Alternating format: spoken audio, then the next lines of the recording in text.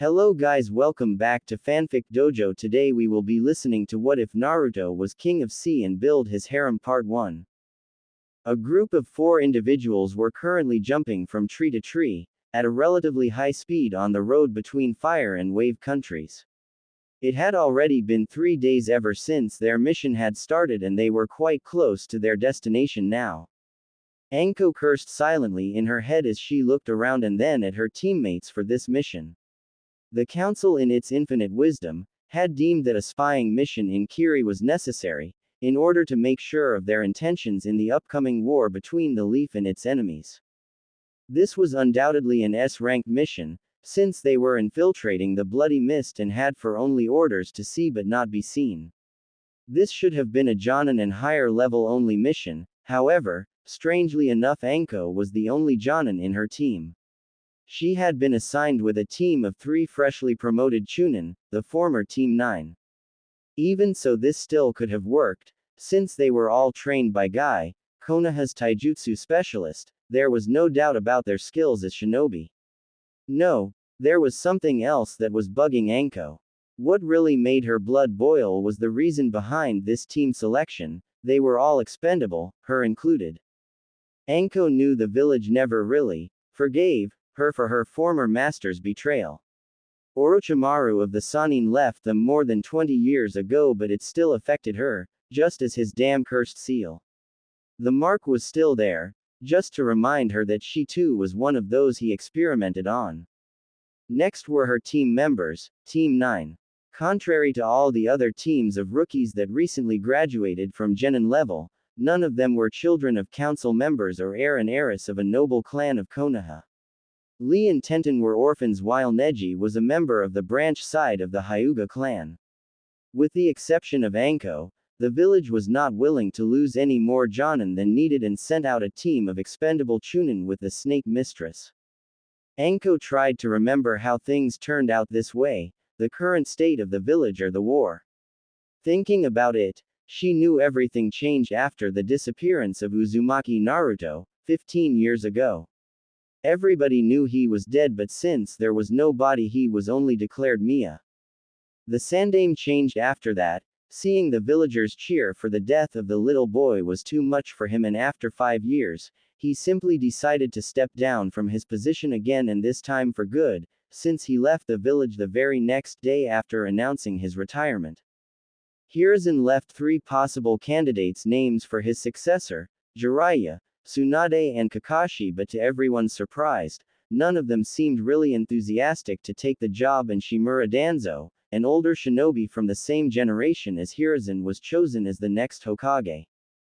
It was from that point on, and for the last 10 years, that the situation worsened between the Leaf and the external world.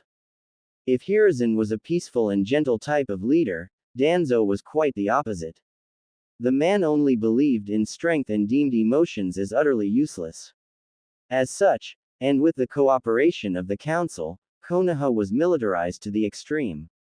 Firstly with the mandatory conscription of every children in the Ninja Academy program, and then every resources or budgets were devoted to the improvement of his army. This of course could not remain unseen for too long from the other villages, and soon the diplomatic relationships with them became tensed. Iwa and Kumo never really had great relations with Konoha, and Kiri was still in the middle of a civil war. How Suna still remained an ally is a mystery, but they did.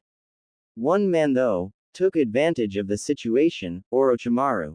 He used the distrust generated by Konoha to rally a coalition of Oto, his own village, Kumo and Iwa, in order to destroy the Leaf. This is how the elemental nations were now on the brink of witnessing the 4th Great Shinobi War. Even though Oto, Orochimaru's newly built village, was still a mystery and Kiri was off the grid, it was basically 4 of the Great 5 villages in a 2 versus 2 confrontation, with a slight advantage for Orochimaru's side. Anko was pulled out of her thoughts by the sudden change in the scenery, with the appearance of the sea. They were finally in wave country and the tough part of their mission was about to start. From there on, their team needed to board a ship and make their way to water country in order to investigate how Kiri would position themselves in the war. There was no doubt in Danzo's mind that Kiri would one way or the other participate in the war. His paranoid mind needed to know to whom their allegiance went to. If they were on his side, they needed to formalize an alliance's treaty as soon as possible, otherwise they needed to be destroyed. For this recon mission, Anko's team couldn't afford to be recognized as ninja hailing from Konoha, so they all disguised themselves as civilians before entering the small town that was near the sea. Wave Village. Anko and the disguised Team 9 entered the small village near the coast in order to find a boat for water country. She couldn't believe the convincing and time it took, in order to have Lee change from his green bodysuit. The young man would not wear anything else, and Anko could not really blame him for his obsession, since she too had a thing for provocative clothes, but a mission is a mission, even more so with the fate of their village at stake. The first thing they noticed upon entering that small town was how beautiful and lively it seemed to be. Shops were flourishing with goods from the highest quality, as Tenten could attest from the way she looked at the weapons displayed in the armory. The design from the sword she was currently holding in her hands was quite impressive and something she never saw. It was a very long sword, most likely to be held using two hands judging by its weight. Seeing no forge in the neighborhood, she was curious as to where this kind of sword came from. "Excuse me, sir, I've never seen this type of sword before. Where did it come from?" Tenten asked the salesman. This one came from one of the merchant ship that stops here once a month. How about it? I got it for a good price and I would be delighted to sell it to you, miss. The man replied. Thanks, but it's far too heavy for me, I was just looking around. Tenten said before leaving the shop. The others also went to look around. They had to meet with Anko at the docks in 20 minutes. Lee and Neji also experienced the same thing as Tenten. As they went to buy food for their trip, they were presented with very diverse and nice products. There were fruits and spice they never encountered before, and upon asking where they came from, it was always the same question, from the sea. Another thing that surprised them was the pricing. Everything was so cheap in comparison to what they were used to pay for in Konoha. With the war and the deterioration of the relationship with the other countries, the living conditions in the Leaf had been quite hard lately. When the team went to the docks for their meeting with Anko, they were only half surprised to see the purple-haired Jonin holding with her some exotic-looking bottles of sake. She most likely had the time to visit as well and spend some money on the products that were displayed in the shops. Alright, I found a ship for water country, here are your tickets. It leaves in the morning, so we'll be sleeping here tonight. Let's go find rooms at a local inn for the night. Anko said as she left in the direction of the town. Tsunami's Inn. They chose an inn that was close enough from the docks but not too close from the town center, in order to remain as discreet as possible. Upon entering the inn, they were greeted by a woman named Tsunami. There were also other tourists than them, but not as much as in the other inns. They took 2 rooms with Lee and Neji sharing one, while Anko and Tenten took the other one. It was almost time for dinner, so they were invited to join Tsunami in the dining room downstairs. Tsunami-san, I couldn't help but notice the state of your lovely town.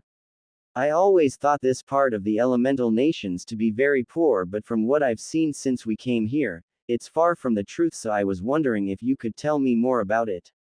Tenten asked Tsunami. Well, this town has not always been like this. Going backward 1 year ago, we were still like what you originally thought we were, a very poor town with no business nor any touristic activities. There was also this man, Gato, who was employing bandits and had been stealing all of our money and business for years.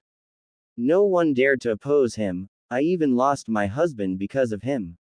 Tsunami started to say, but she had to take a break at this point since it was quite a bad memory for her. This all changed on that one day though. Out of nowhere, a large ship in very bad shape boarded our docks for repairs and supplies. Judging by their clothes and appearance, they all looked like foreigners, and some of them even spoke a weird language between themselves. Their leader was a man whose name I still don't know to this day since he didn't say it. He also wore a mask, so even if he was famous or something, there was no way for us to know. He was the one who spoke to my father, this town's mayor. They apparently came here straight from after a battle on the seas and had no way to pay us for the supplies they were asking for. He promised that in exchange for our help he would come back later and pay us for 10 times the amount of what he was asking us for.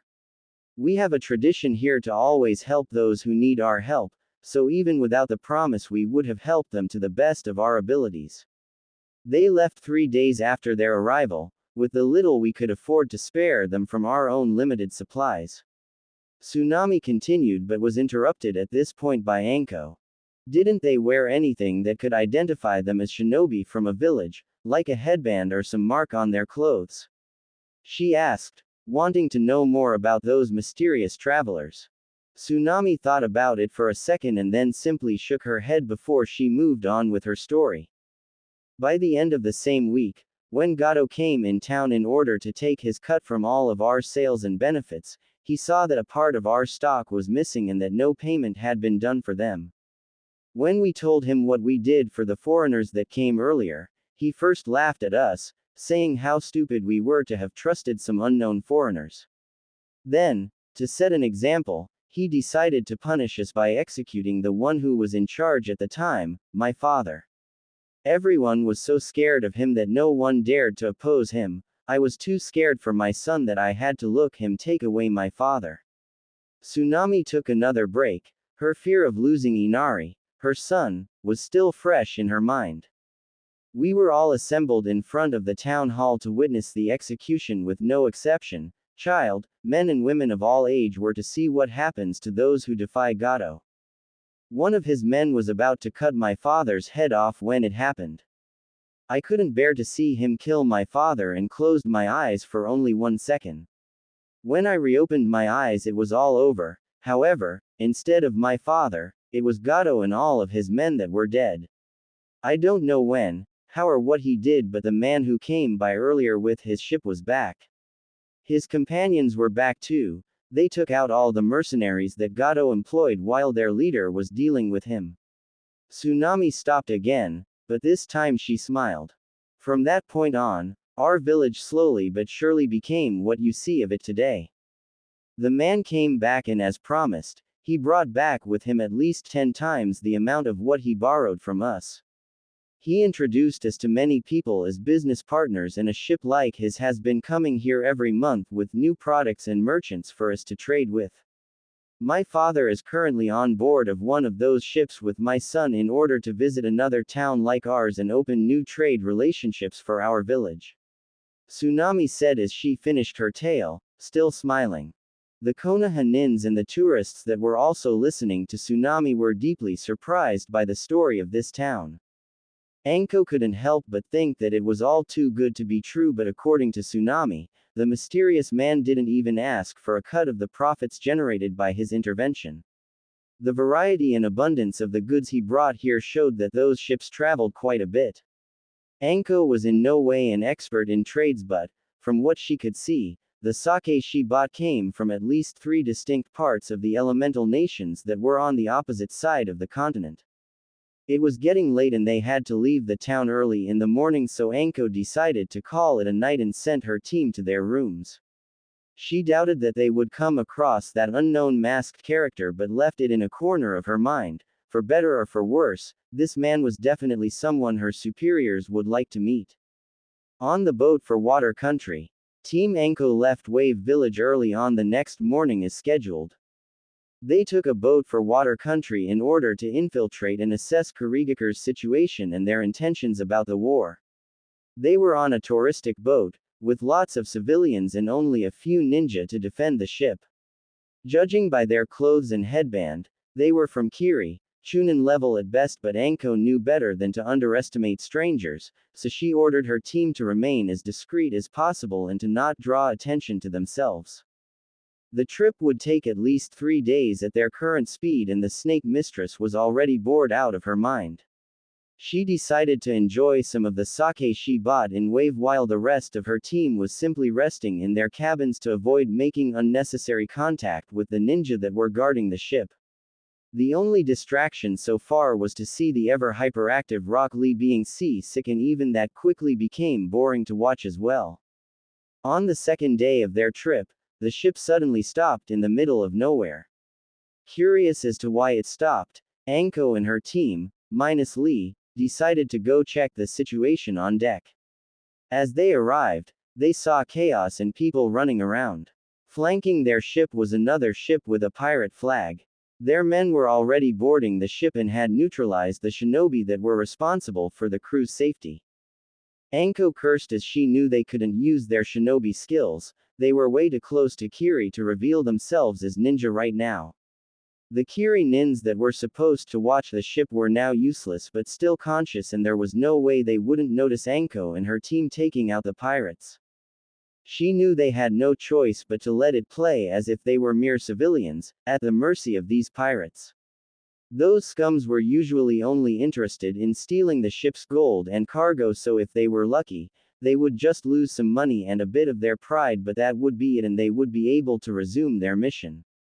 True to her prediction, the pirates went to steal the ship's cargo as soon as they assembled all the passengers on the deck and restrained them. However, Anko gritted her teeth when one of the pirates saw a beautiful young woman among the passengers and tried to take her with him. This was also among the things that happened during those pirates' attack. They also kidnapped young women. Anko and her team had used henge in order to hide their true face, so both her and Tenten looked average to untrained eyes, but this young civilian woman was not that lucky. The man was about to bring the unfortunate girl with him on the pirate ship when a violent gust of wind shook both ships. Pirates, shinobi and civilians alike had to close or shield their eyes until the wind died down. When everyone reopened their eyes, they were greeted by the appearance of two new women on the civilian ship. One was sitting on top of the mast while the second one was standing near the edge of the ship's bow. Both women wore matching clothes, a tight black leather top, a black miniskirt with stockings, and finally over their shoulders, a gray haori with a black fox printed on it. Oh, it seems we didn't get all the passengers. We forgot those two lovely ladies. Go get them. They will make a fine addition to my collection. The pirate's captain yelled at his men, who were more than happy to follow their orders. They were making their way to the two women when the one on top of the mast spoke. How rude of you, only one man has the right to touch me, she said as she lifted one hand towards the pirate ship. The wind then immediately picked up again and tore its sail to shreds, effectively immobilizing it. You speak too much, Sanbon Tai Taicho, you came here on your own again without waiting for our Sencho and the others. The second woman said as she unsheathed her katana, and, with a swing so fast for anyone to follow her movement, she sheathed her blade back. A mere second later, a loud cracking noise was heard over the pirate ship as it was suddenly split into two parts, with a clean cut right in the middle of it. Urara, it seems you're in a bad mood today, Ichiban Tai Taicho, you want some sake to calm your nerves. The one on the mast replied while gulping down a sake bottle she took out of nowhere. The pirate's captain and his men who were still on the civilian ship were furious and about to charge at the two mysterious women when something they couldn't understand happened to them. What did you do to me? I can't move my body, the man said as he was stopped in a running position. It seems our Sencho and the others have arrived. I guess the fun part is over, well for me anyway, the one on the mast said before she jumped down and went to stand beside her partner. Just as she went down, from out of nowhere and without making a single sound, came out a giant ship. It was easily 4 times bigger than the civilian or pirate ship. On its deck, Anko saw 2 more women who once again wore matching clothes, different from the first 2 who were already on the civilian ship with them though. There was also the man who seemed to match Tsunami's description of the savior from their village. The 2 women on board the bigger ship wore a black 2-piece suit with several pieces of plate armor as shin-high, slightly heeled metal boots, large wrist guards, shoulder pieces and a partial skirt. Finally, they also had a short black cape. One part of their equipment immediately caught Tenten's eyes, the very large swords they both had on their back. Contrary to the more traditional katana, the first two were wielding those looked like the sword she saw at the weapons shop in the village back in Wave Country. Well, well, what do we have here? The man said as he gazed around the ship's deck. The only features that could be seen were his blonde hair and deep blue eyes that seemed vaguely similar to someone Anko already met in the past but could not remember who or when. Mizu no Kuni is a nation exclusively composed by a small number of islands. Their hidden village, Kurigakure, also known as the Bloody Mist, is located on the main and biggest island. Until recently, Kiri was still in a civil war that started years ago. The two sides fighting in this war were the rebels, wielders of Kekkei Genkai, and their mortal enemies, the loyalists, who followed the previous Kage in his quest to purge the world from the bloodline holders. The rebels were thought to be losing this war, since no other major village was willing to support them. However, they miraculously prevailed and a new Mizukage was elected. Kiri is still recovering from years of war and privations. The living conditions, under the rule of the previous leader, had been quite difficult. Being a nation surrounded by the seas, Kurigakure does of course possess a powerful naval fleet. Nevertheless, the ocean is a vast place to look after and they had no way to protect every part of their coasts. This was a benediction for the pirates as they took advantage of Kiri's lack of presence to raid every ship they could. In its current fragile state, the best Kiri could afford was to dispatch some chunin on each ship to ensure the safety of the crew against those pirates. However, against heavily armed ships, there was little they could do. This led Konoha's spying mission into the situation at hand, with a pirate ship assaulting the civilian ship transporting them from Wave Country to Kiri, as they were not even 200 miles away from the main island's coasts. Anko and her team were ready to forsake the people on the ship for the success of their mission. That's the reason why they didn't lift a finger when those men were about to kidnap a young woman from the ship. They had specific orders to not reveal their presence as Leaf Ninja and they intended on following those orders. The fate of Konoha was at stake. Fortunately or unfortunately, it all depends on one's perspective. The raid came to an end when two mysterious women boarded the ship. They came out of nowhere, right in the middle of the ocean, with no apparent ship of their own and prevented the pirates from committing their crime. The first one tore the pirates' ship sail to shreds, using a strange wind jutsu. The second one literally split the ship in two parts, with a quick swing of her katana. The situation was about to spiral out of control, when the pirates saw their ship getting destroyed by those two women, before a new ship appeared right next to theirs, again out of thin air.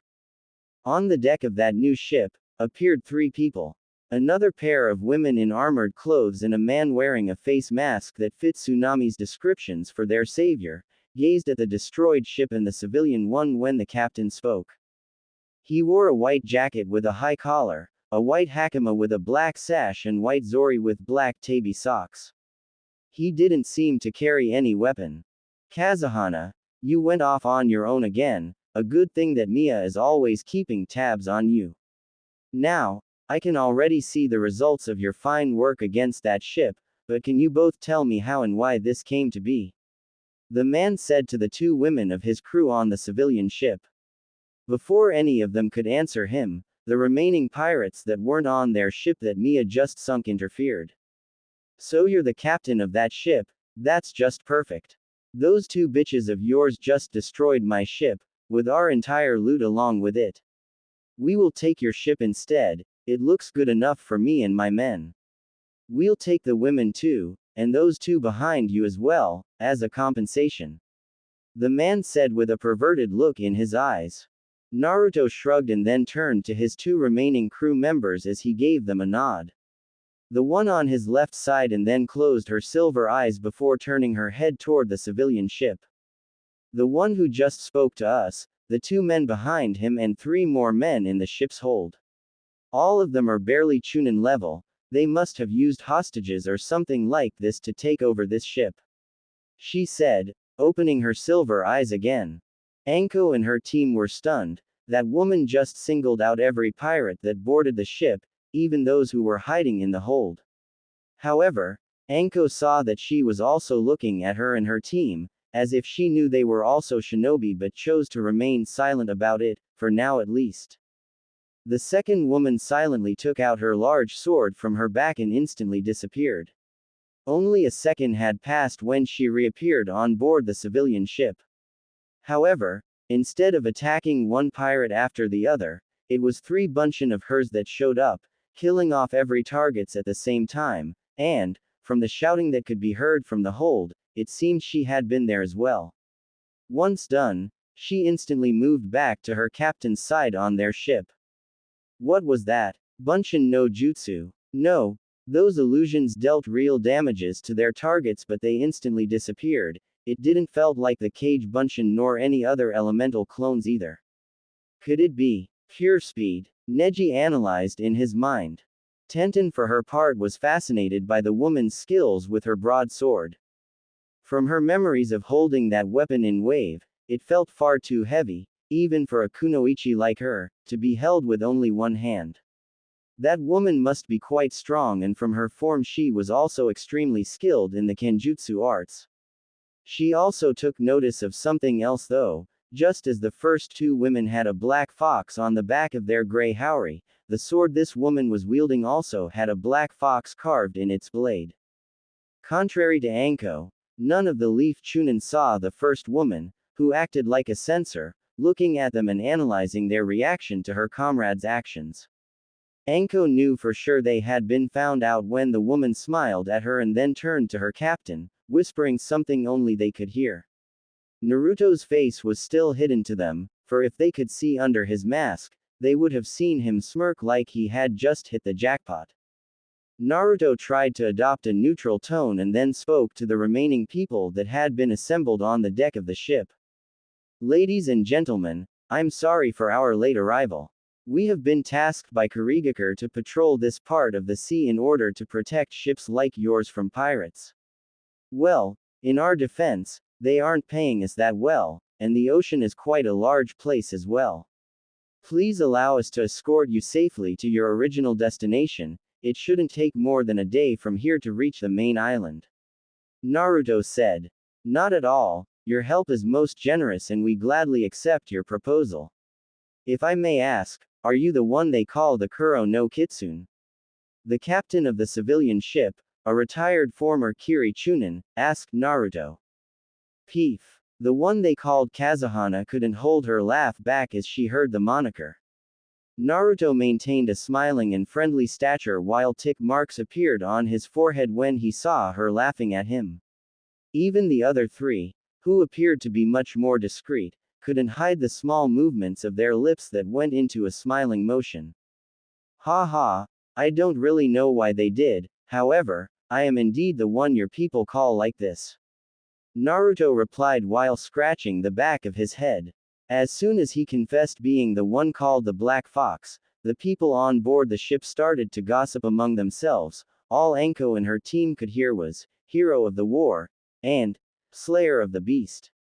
Alright then, with you at our side, even an entire fleet of those scums wouldn't be able to scare us. This ship will be ready to set sail again in about 1 hour, the time for my men to return to their station and verify that everything is working as it should. The man said as he turned back. Ah, Captain, if I may, my ship is currently short-handed since I left some of my crew members on another ship. Would it be possible for you to spare us a small group of people? They don't need to know anything about sailing, it's really just looking after 1 or 2 things while me and the girls are busy with the rest of the technical stuff. Any civilian will do, them for example. Naruto said while pointing at the Konoha team with a tone in his voice and a spike of chakra that clearly left them the message, come with us quietly or we will reveal you and your team to those Kiri shinobi.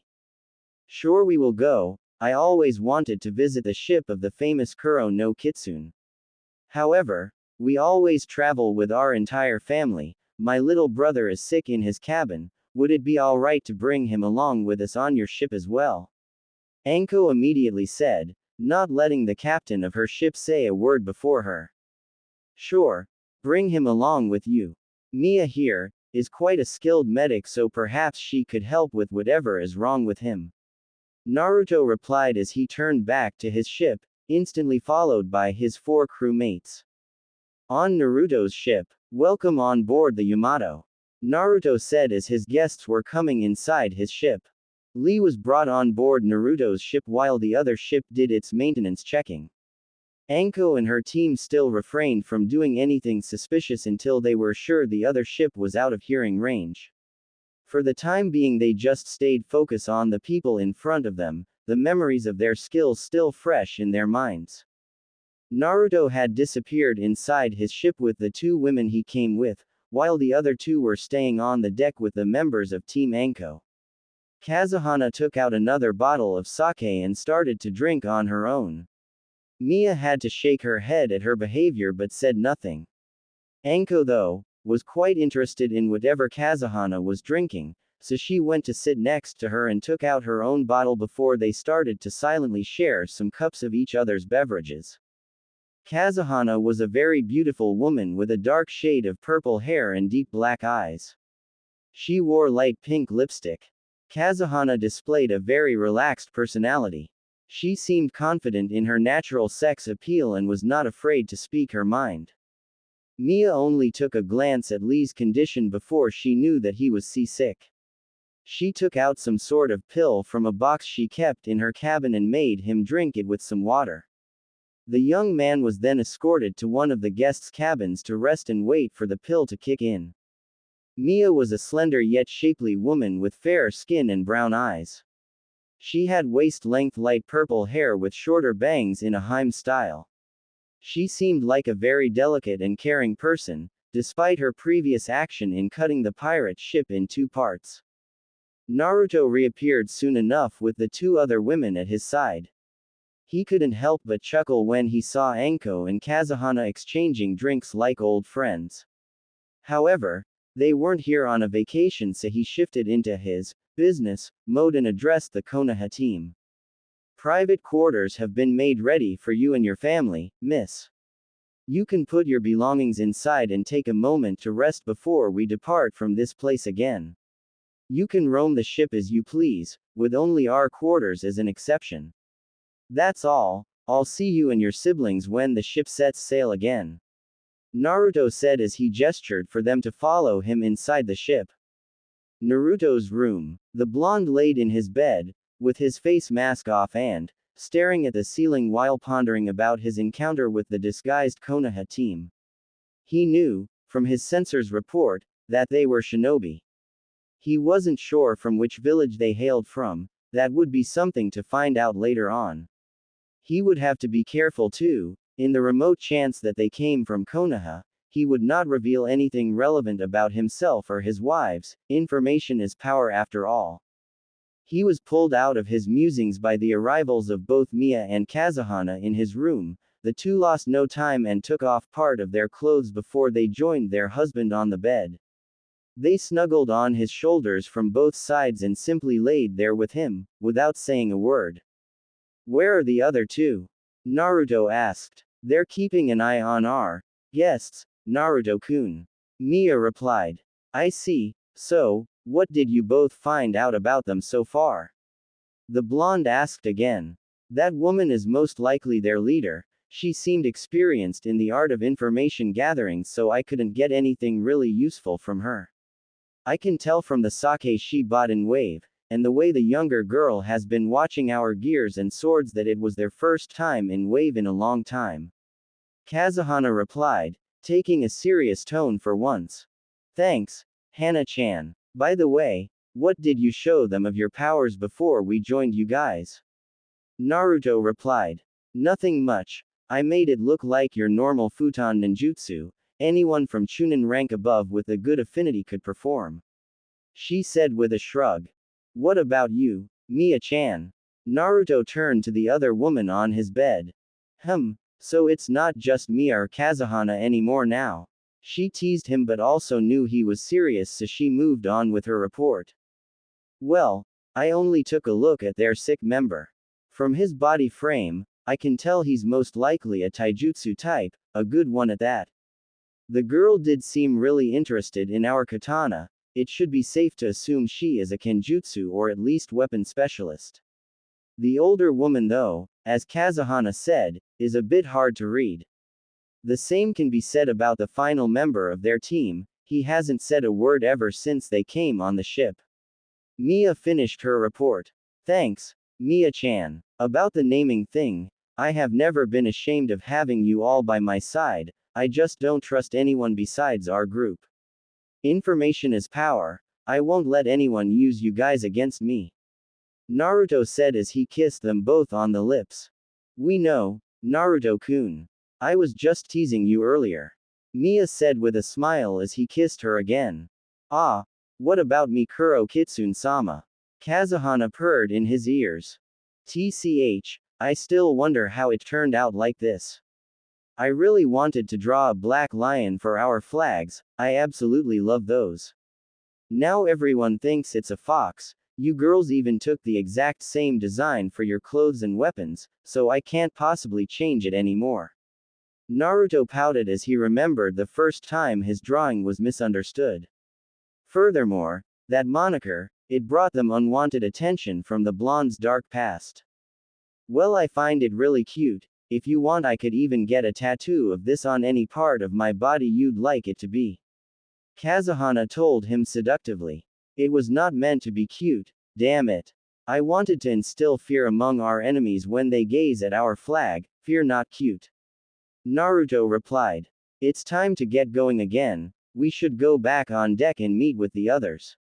Mia cut their antics short as she reminded them of the schedule. Ship's deck. With the civilians' side preparations over, both ships took the direction of Kurigakure once more. It would take them 1 day to reach their destination at their current pace. Naruto's ship kept a safe distance from the civilian one in order to maintain a bit of privacy. Lee had been cured from being seasick by whatever Mia gave him, so he joined his teammates on the ship's deck after they briefed him on what happened while he was out of it. He was especially interested in the technique the fourth woman used when she attacked the pirates, but Anko forbid him from seeking a fight with any member of Naruto's crew. When the night finally came, Naruto invited them to the ship's dining hall where Mia served them delicious food and Kazuhana offered them some really expensive sake to drink. Tenten and Neji managed to stop Lee from drinking at the last moment, saying that their brother had a condition that prevented him from enjoying alcohol. Strangely, the two women with silver eyes did not join them for dinner. When asked, Naruto told them that they already ate earlier and chose to retire themselves for the night. Anko took notice of something off in Naruto's tone, most likely indicating a liar half-truth. He was skilled but she was a specialist at reading people. When dinner was over, Naruto stood up and looked at his guests before speaking in a serious tone, showing that he meant business. Now that we are a bit more comfortable, and also out of hearing range, mind telling me why you're all hiding your identities as shinobi behind those henge? The blonde said, not missing the shocked looks on the Chunin faces while Anko narrowed her eyes at their hosts. The members of Team Anko froze on their respective seats as Naruto just told them he knew they were shinobi and that they were hiding behind a henge. Anko had the feeling they knew from the beginning and that's the reason why they were invited to this ship. However, Naruto had left her with no choice when he extended the invitation. It really depends, sir, who's asking this question? Anko replied, trying to get more information about Naruto. As expected from you, miss. You are definitely the leader of your team, but you really need to answer my question now. Naruto told her. Anko subconsciously went to grab for a kunai in her coat when the clicking of a sword being drawn caught her attention. Looking sideways, she saw Mia with her thumb on the handle of her sword, ready to leap in and do similar damage she did to the pirate ship, and in Anko's memories, that was not a good way to die. I strongly advise you to refrain from any violent action while on this ship. I would really hate it if I had to use my sword in this place. I really love it since I'm the one who decorated. Mia said while keeping her voice low. Even if you manage to get past me and the girls, and that's a big if, it would do you no good since we're still in the middle of nowhere, and who would cure you and your team from the poison you've just all ingested during dinner? Naruto added from his seat. Pea poison? What the hell are you talking about? We've all eaten the same food. Tenten suddenly said, with panic in her tone. Neji and Lee remained silent, but they also started to feel nervous and could not believe they fell for such an easy trap. Well, remember that delicious sake I made you drink at the beginning of the meal, that was laced with a powerful neurotoxin that will stop your heart after some time if an antidote is not taken in time to counter its effect. We obviously are immune to it, and I bet you're all already feeling your heartbeat racing up. Kazuhana supplied, still with her casual tone, even though she just dropped a bomb on them. True to her words, the members of the Konoha team, with the exception of Lee, were starting to feel the discomfort in their chest area. The symptoms were perfectly matching with what Kazuhana just told them. Anko couldn't believe her luck. They didn't even make it to Kurigakure and they were already facing a life and death crisis. Unfortunately for her and the younger ones, the orders were clear. They were not to be identified by Kiri as shinobi from the Leaf, and those people weren't going to buy any lie from them. Do not misunderstand me though, miss. I may have a contract with Kurigakure for patrolling this part of the seas. This doesn't make me nor any of my crew members a Kiri shinobi. I'm not going to hide the fact that we do share friendly relationships with them, however, we do not belong to them. Naruto said, as if reading her mind and the reasons why she didn't want to speak. The snake mistress sighed and knew she had no choice but to trust this masked man. It was also true that he could have turned them into the Kiri shinobi from the other ship at any time but didn't. Furthermore, if he really was the same man that saved Wave Country, there was still hope her and the team to make it out alive while not betraying their home village. Anko nodded to her team and they all cancelled the henge that hid their true appearances. They still had no headband to identify them as Konoha shinobi, but Anko was more or less famous for being Orochimaru's former student, so she had her own profile in the bingo book, making it quite simple to connect the dots for whoever had knowledge of that. Konoha's snake mistress, Mitarashi Anko. Former student of the snake Sanin Orochimaru and A-rank Jonin Kunoichi from Konohagakure. I'm afraid I don't know anything about your team, though I believe this one to be a Hyuga. Naruto mused out loud as he saw Neji and his pale white eyes that betrayed his origins. You've had what you wanted from us, now give us the antidote. Anko yelled at him, suddenly standing up from her seat. She was instantly intercepted by one of the two women who were supposed to have gone to sleep. She was the one with the incredible movements and sword skills, and said woman was currently holding her long sword against Anko's neck, ready to cut at Naruto's command or any act of threat against him. That's enough, Miria, Galatea. You can both stand down for now, we were simply talking, nothing more. And here I thought Kazuhana was the hot-blooded one. Naruto said, as the one who was holding her sword against Anko stepped back from her position to went to stand next to Naruto. Footsteps were heard from the room next to theirs, and seconds later, the second missing woman appeared and also went to stand next to Naruto. The blonde gave her a nod and she seemed to relax herself at that. As soon as she did, Anko and her teammates felt the pressure in their chest slowly disappear, as if the poison was never there to begin with. They looked at each other, unable to grasp what had just happened to them.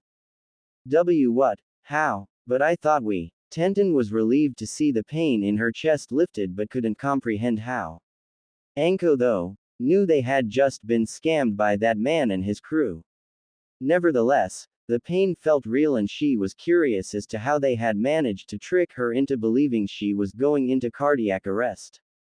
The snake mistress was also impressed. Being a torture and interrogation expert herself, this man's methods were quite something. One would usually break a group like theirs into smaller groups of individuals and work from there, but this man used their collective fear against them by triggering genuine reactions from her own teammates to influence her decisions as their leader. There was never any poison in our drinks, right? Anko asked, as her teammates' eyes widened at her question, not missing the smirk on Kazuhana's face. Bingo, you sure understood this fast, as expected of one of the foremost T&I expert from the Leaf. You are correct. There was no poison in the sake, just some mass hysteric reaction and something else you needn't concern yourselves with, in order to help you make your decision. Naruto replied while the Leaf Chunin released a collective sigh at the news of them not poisoned nor dying. Now that you know where we come from, what are you going to do about it? Anko asked him. Nothing much. I have nothing against the leaf. I will still take you to Kiri and keep your identities hidden if that's what you wish. You can also stay on this ship until our escort mission is over and we'll drop you back in Wave after that, if you don't trust us with keeping your secret. Naruto said with a shrug. Anko noticed a hint of falsehood again in his speech when he spoke about Konoha but chose to leave it at that for now. I will need to discuss this with my team in private if you don't mind. Anko replied. Sure. Take all the time you need, time is all we have currently. Miria, Galatea, you can both return to your quarters, for real this time. Our guest will behave, won't they?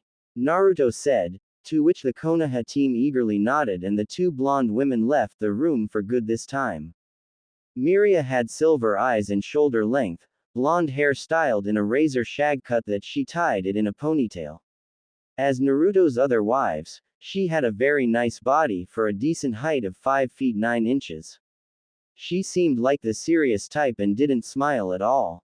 Galatea had straight, very long flowing blonde hair. She was also the tallest among their group with 6 feet 1 inch. She often had a smug expression on her face. As the other four, she seemed to be in her late 20s. Naruto then stood up, and, to everyone's astonishment, he started to collect the dishes and went to the sink to wash them. None of them had, though he would do these kind of chores on his own ship. Mia and Kazuhana simply sipped their tea while watching their captain.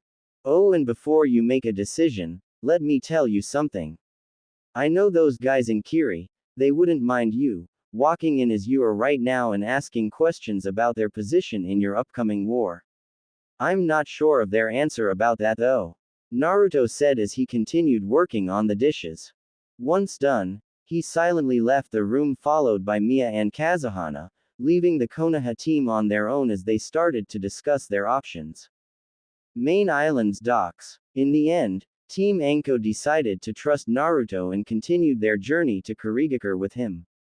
They insisted on keeping their identities as Konoha shinobi a secret though, not wanting to disobey the orders they had been given by their superiors. Technically, they had already failed, due to the blonde and his crew finding out about them. However, as he told them, Naruto wasn't a part of Kiri's forces, only a subcontractor, so it wasn't so bad. There you go, Kurigakure is east from here, about half a day of walking at civilian pace. We will resupply and rest here for 3 days before we leave for Wave. If you want to join us, then be there before we leave. Naruto said as he saw the Konoha team off. Won't you even tell me your real name, Kuro Kitsune? Anko asked, already knowing his answer since the man seemed quite adamant to keep his face mask on at all times. Until we meet again, miss. Naruto replied, not answering her question, and he left without looking back as he made his way toward to his ship. Once the leaf shinobi had left the area, Naruto snapped his fingers and 2 shadows slowly jumped out of nowhere. I need you two to follow them and report everything you can on their activities in Kurigakure to me without being seen by them. They will travel at civilian speed so you can let them take some lead if you want, but don't take too long either. We leave in 3 days, so don't be late. You have to report back here no matter what they do, and since I don't plan to come back here for quite some time after that. Naruto said as they nodded and disappeared again. Are you sure it was safe to send those two after them? They are less than discreet when they get into one of their eternal arguments. Mia told him, as saw the 2 shadows disappearing into the crowd, following the Konoha team while keeping a safe distance from them. You worry too much, Mia-chan, it will get you early wrinkles on your beautiful face. They're both quite powerful, so there's no need to concern yourself, you act almost like a mother. Naruto did not have the time to finish his sentence when he sensed a rush of ki from his purple-haired wife as she gripped the handle of her katana. Like a, what, Naruto-kun? Mia said threateningly, caressing the handle of her blade. A big sister, yes, like a big sister Mia-chan. Naruto pleaded, cursing his big mouth. Much better dear, now let's get you some lunch. Mia said with a smile while Naruto sighed in relief, following after his wife. They were about to return inside the ship when both of them stopped in their track without looking back. Kazuhana, Galatea and Miria instantly appeared next to Naruto and all prepared to unsheath their swords. 4. No 5, all Jonin level and closing fast, they will be here in 30 seconds. Galatea reported. Naruto raised a hand up, signaling his wives to stand down while he turned back toward the island. You already had your fun yesterday with those pirates, I think it's my turn this time. Naruto said to his wives. Fortunately for him, this part of the docks were almost empty and all the civilians had already departed toward Kurigakure. That meant he would be able to unleash a little bit of his power without attracting unwanted attention. True to Galatea's predictions, footsteps were heard 20 seconds later and the invaders came in sight. Looking to their headbands, they were Kiri missing nins because of the hidden mist symbol slashed with a horizontal line on them.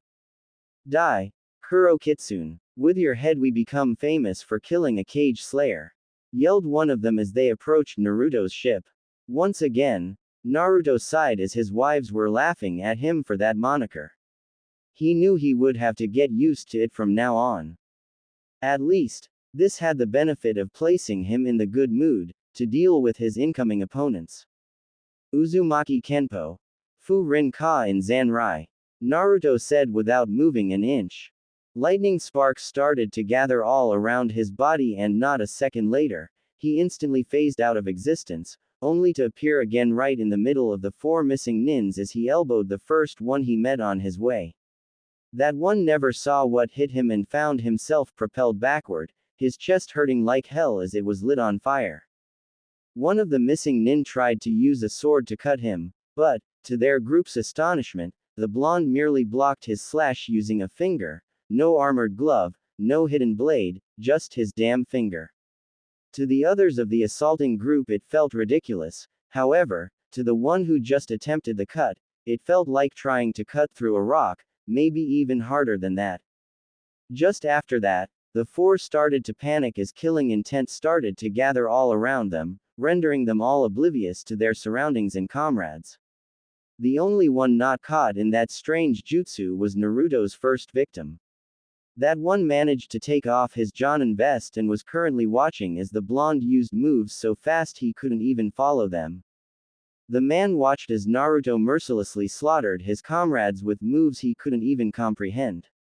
When the last one fell and Naruto turned back to him, his eyes widened as he just realized that during all this, he never heard anything from Naruto's techniques. Such powerful attacks should have made a hell of a noise each time he moved, punched, blocked or kicked an opponent. However, those moves from the masked blonde were absolutely soundless. He started to panic and tried to run away on his own, never noticing that Naruto was already in front of him. The only sounds the man heard were the beats of his heart as the blonde finished him the same way he did his comrades. Well, that was disappointing dear, seeing you use such a move on small fries like them. Kazuhana said as she and the other wives joined him. Galatea went to check if more enemies were coming while Mia verified if all those men were dead and Miria simply took those Mia confirmed as dead and threw them in the sea. Naruto crouched down to pick a small book up and started to scan its content. Well, that explains it, check this out girls. Naruto said, giving the book to his wives, already opened at a particular page for them that read.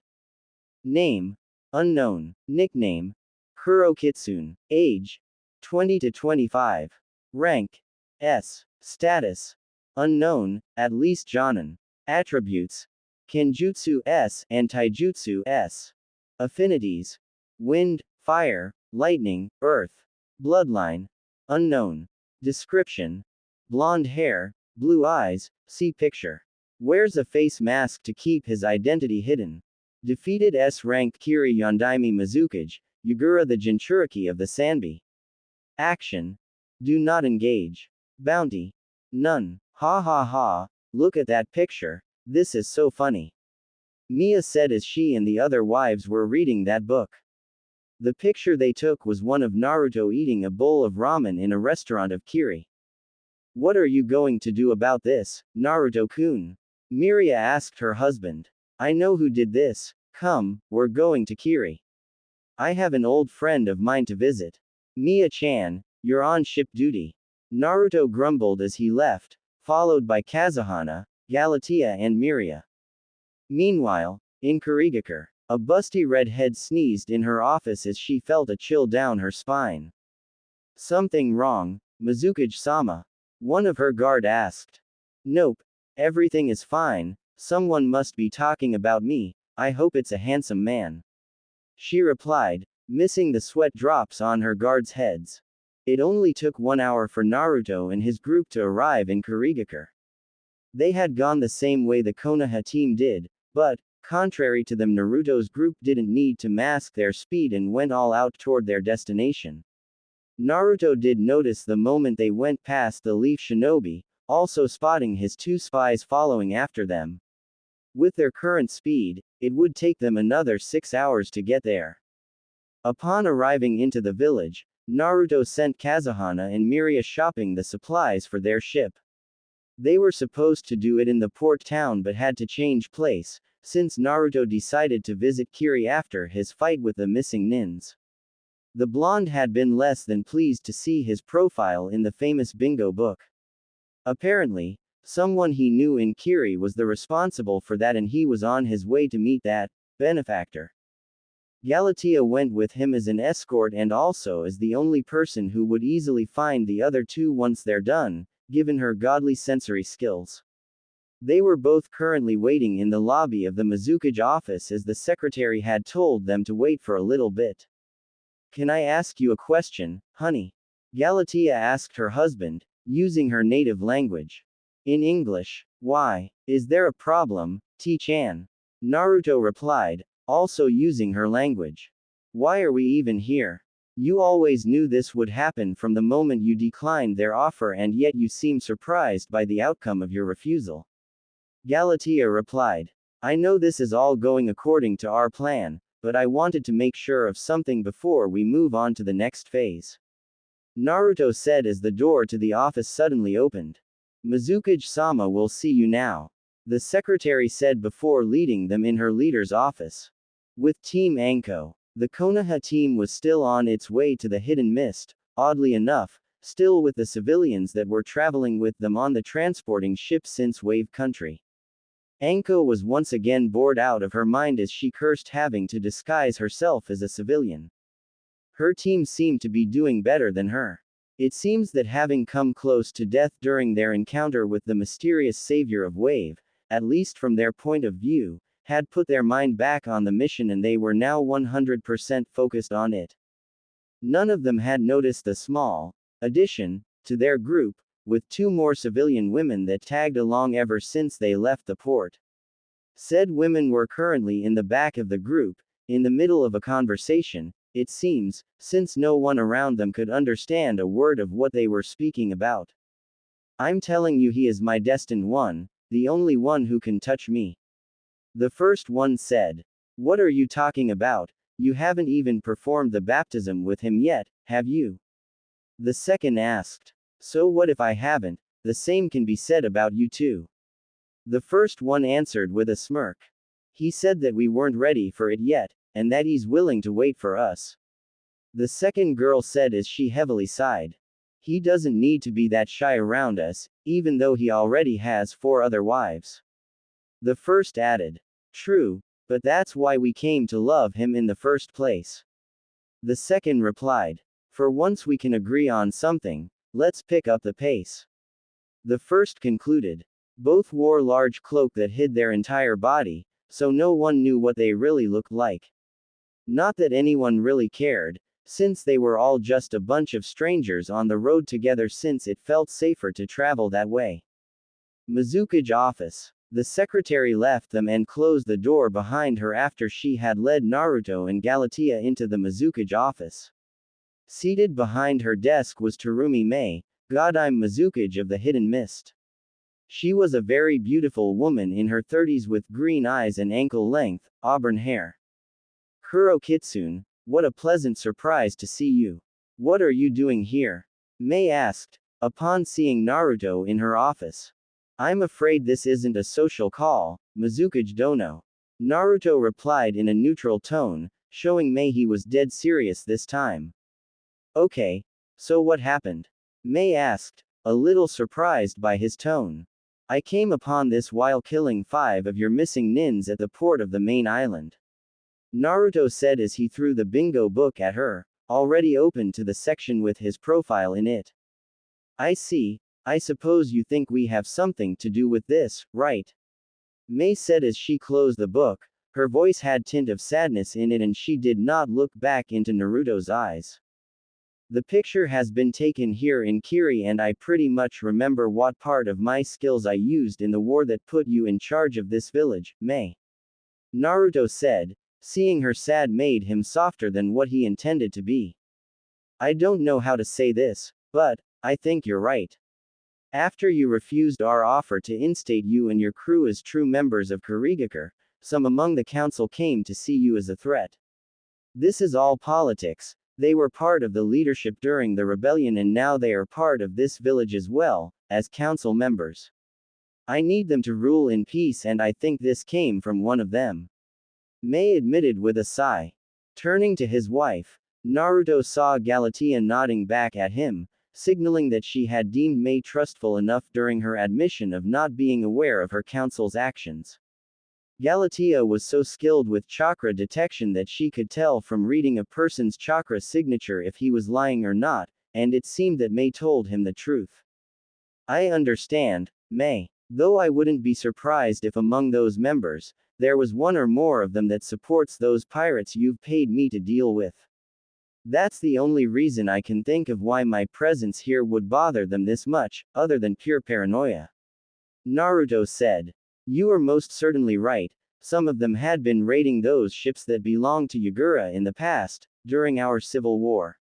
Now that he's gone, they needed new targets, and you were in their way. I will have to deal with them one day, but not now. Not when we are still recovering from the war. I can't afford any more internal struggling for power, at least for a while. I am sorry about this. Mei replied. That's one of the many reasons I decided to never align myself with any village, no matter how generous their offers may seem. I value my freedom too much for that. This, unfortunately, also means that our business venture ends today. I trust you, but I don't trust your counsel, so we must part ways for now. Naruto said. Mei was sad. She had come to enjoy the blonde's presence and now they were forced to go separate ways. This was just not meant to be. Now she had to stay strong for her village and the people who counted on her to lead them in those troubled times. Seeing his friend sad, Naruto put a hand on her shoulder and took out a small box out of his coat. Inside was a small black pearl that he gave to her. This is something for you, as a token of our friendship, Mei. If you ever find yourself one day in a situation where you are in need of my help, just throw it in the water and I'll definitely come to you as fast as I can. Naruto said as she took the pearl and nodded. After that Naruto left her office and went to look for his 2 other wives, hoping that they did not spend all the money on things like sake or weapons.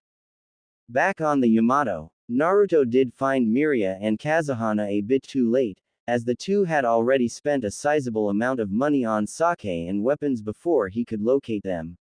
Even if he had managed to find them in time, it was doubtful the result would have been any different, since he could never say no to any of them. They were now back on the Yamato with Mia, in the dining room, talking about the conversation that took place in Mei's office. Phase 1 of the plan is now over. With my appearance in the bingo book and the meeting with the Konoha team, it's only a matter of time before the second phase starts. Naruto said, as he finished his report on what had happened with Mei. Why didn't you show her your true face or tell her your real name, if you really meant what you said to her about trust and friendship? Mia asked him.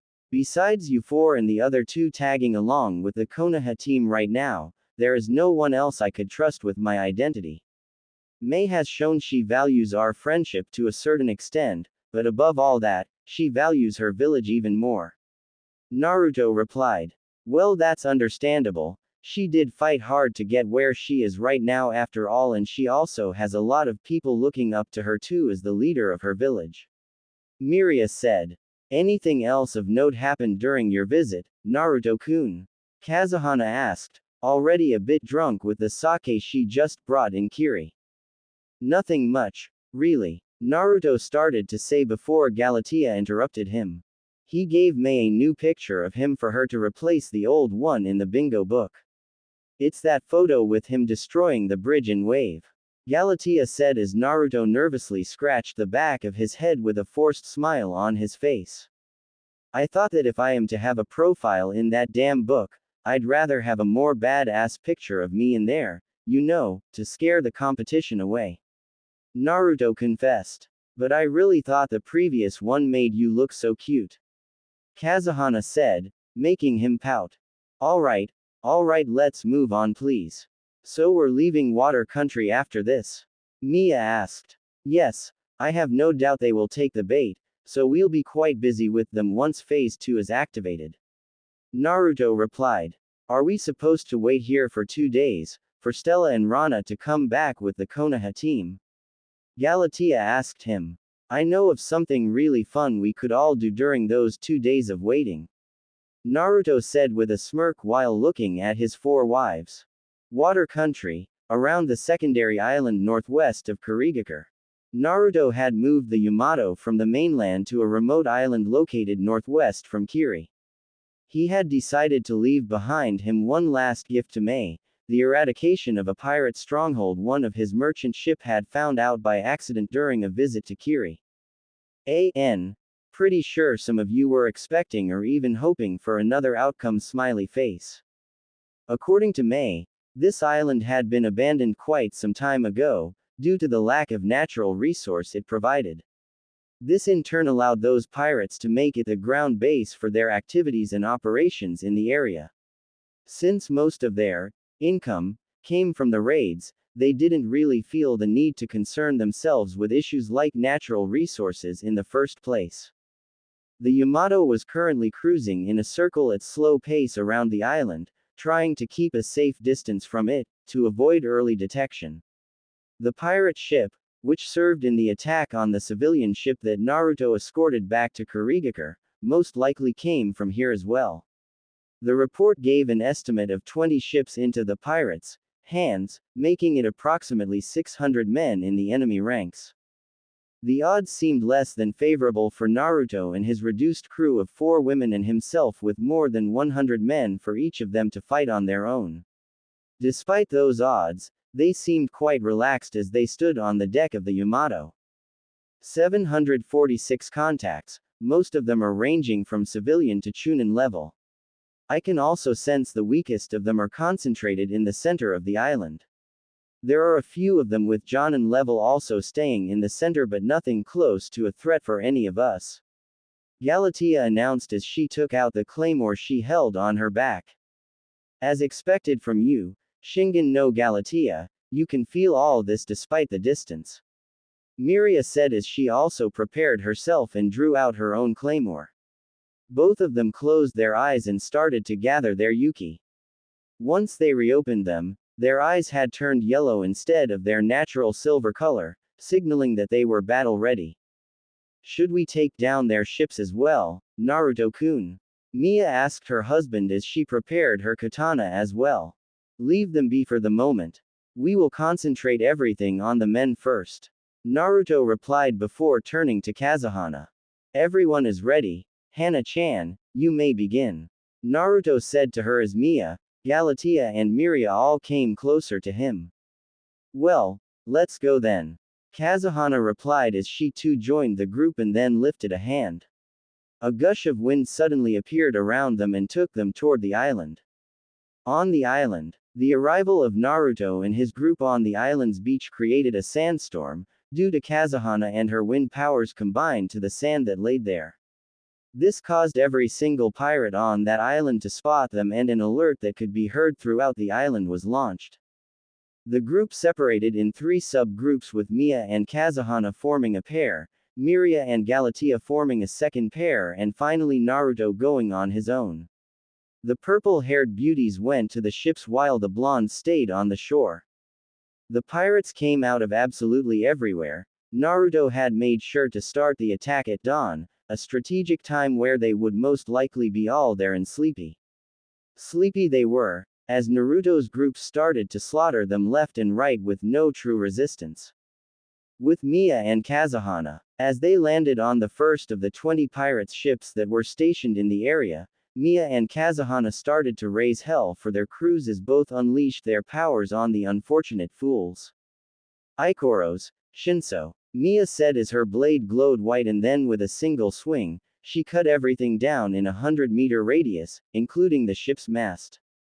Urara, and here I thought we were supposed to preserve the ships, this one ain't going anywhere now with the nice upgrade you just provided it with. Kazuhana teased her friend before she too unsheathed her katana. Chire, Senbon Sakura, Kazuhana said as the wind picked up and her blade glowed pink. It then suddenly separated in thousands of smaller parts which flew away and targeted the fortunate souls who had escaped from Mia's initial strike.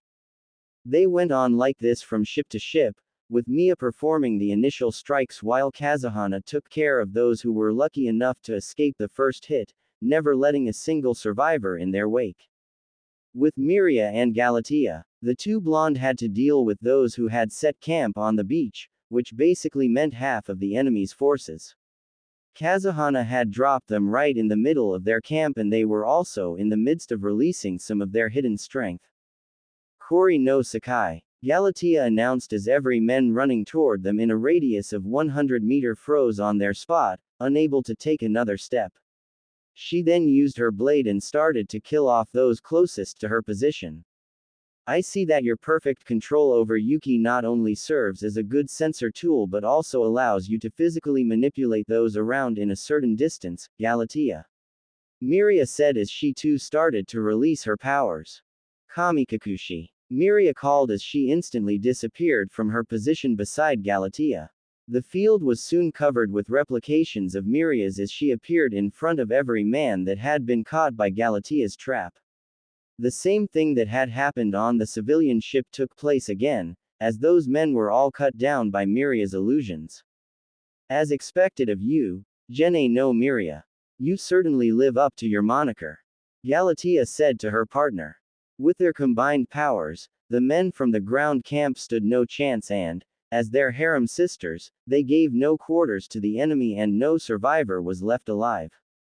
With Naruto, the captain of the Yamato went off on his own toward the center of the island, hoping to find the strongest fighters among the pirates. Fortunately for him, he did find a smaller base where the Jonin-level pirates were all staying. Unfortunately for them, they were doing the one thing Naruto loathes the most. They were running a slave camp with the prisoners they took from their raids, and, said prisoners were all women that they gathered for their sick pleasure in this base. Uzumaki Kenpo.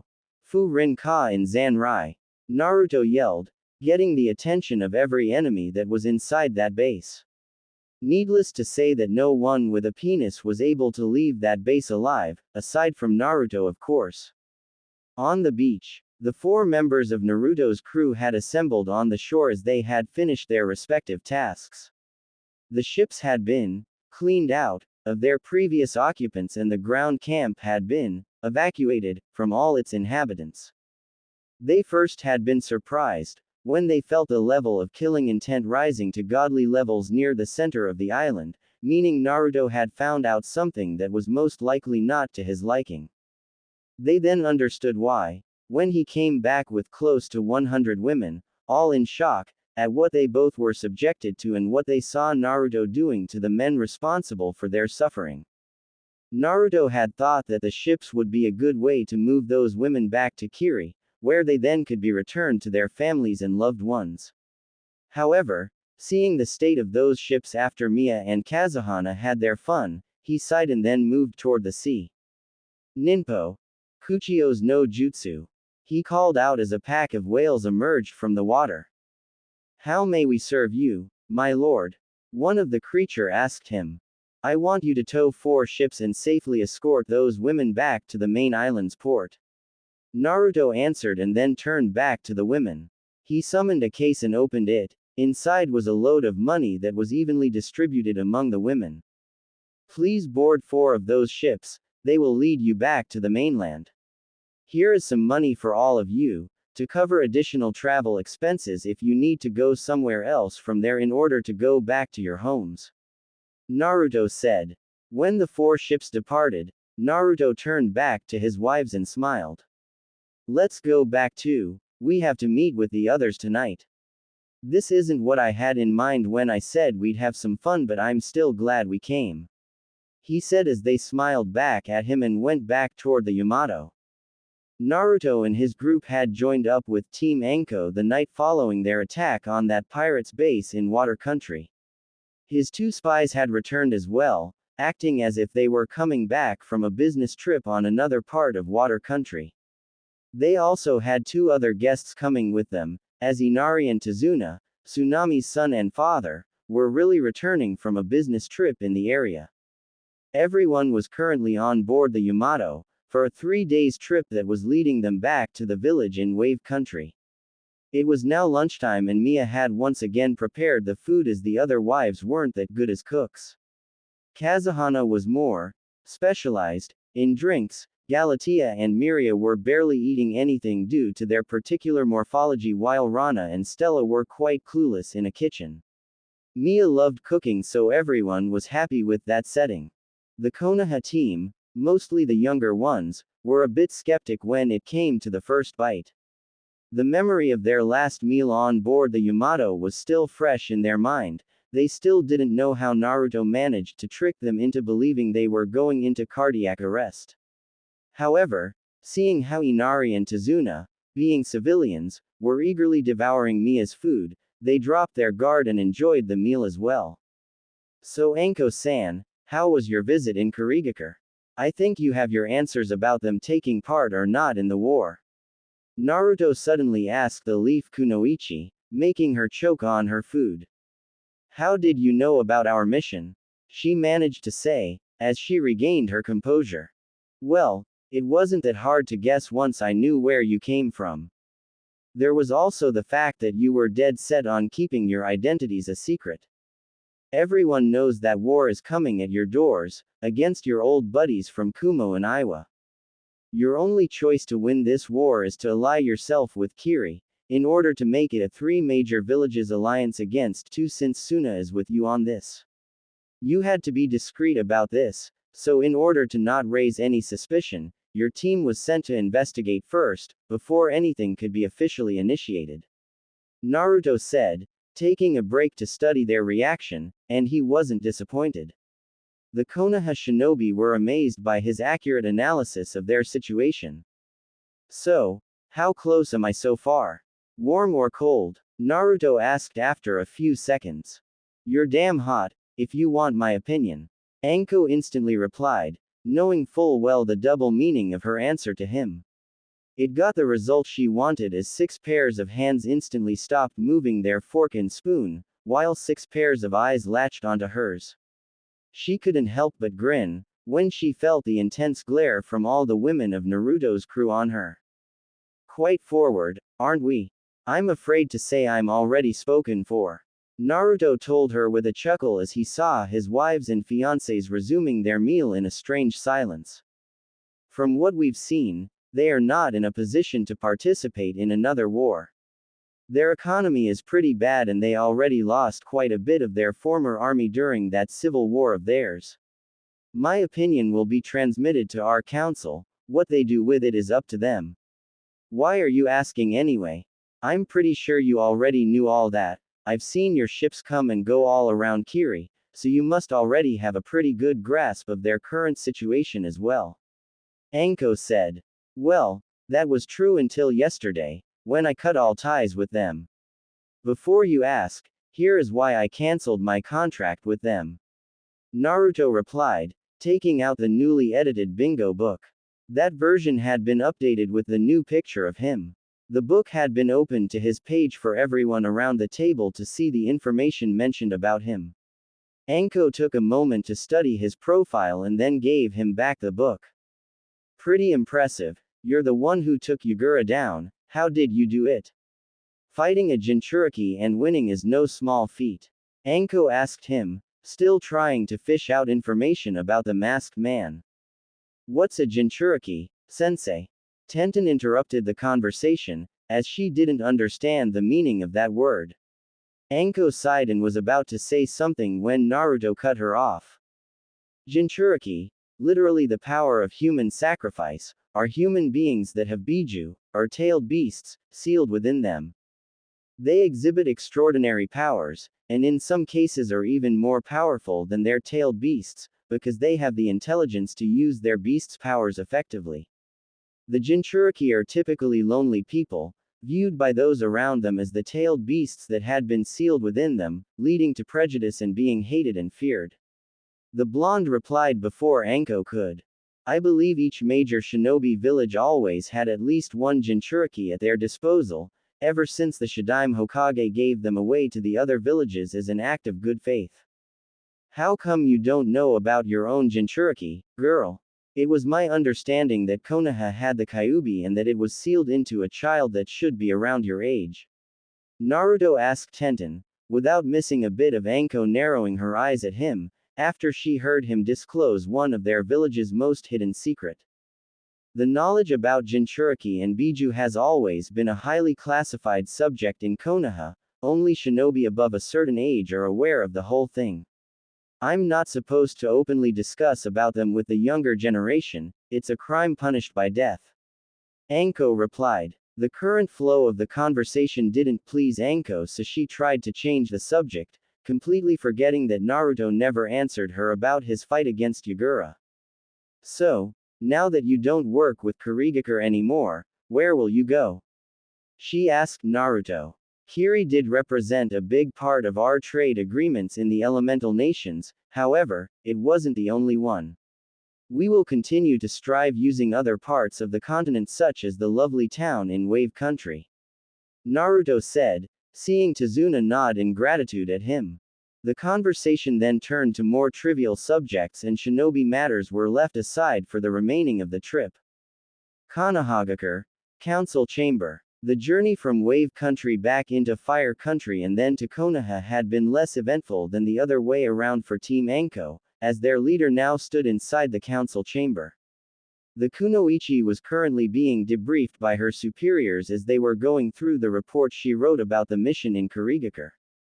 After Hiruzen Sarutobi stepped down and with Danzo's rise to power, the High Council of Konoha changed. The civilian representatives and the elders, both parties whose support allowed the War Hawk to seize the Hokage's seat, now had a permanent say in all matters that concerned the village, military affairs included. The shinobi representatives were still there, of course, however, they didn't have the power to do as they please anymore since they also needed to consult with the elders and civilians representatives from now on, before any decision. Currently among them in the room was Hyuga Hiashi, Uchiha Sasuke, Aburame Shibi, Inuzuka Sume, Yamanaka Inoichi, Nara Shikaku, Akamichi Choza and Sarutobi Asuma. The only empty seats were those from the Senju and Namikaze representatives. So, according to your reports, there is nothing for us to gain from an association with the Hidden Mist at this point. Danzo asked Anko without looking at her, his eyes still scanning the content of her report. Yes, Hokage-sama. Most of their citizens are quite poor and can barely manage to survive. Their army is reduced to the absolute minimum they need to defend their village, they couldn't mount an invasion force even if they wanted to. Finally, their cage is a young woman, going by the name of Terumi Mei. She seems inexperienced, but the people around talked about her with lots of respect.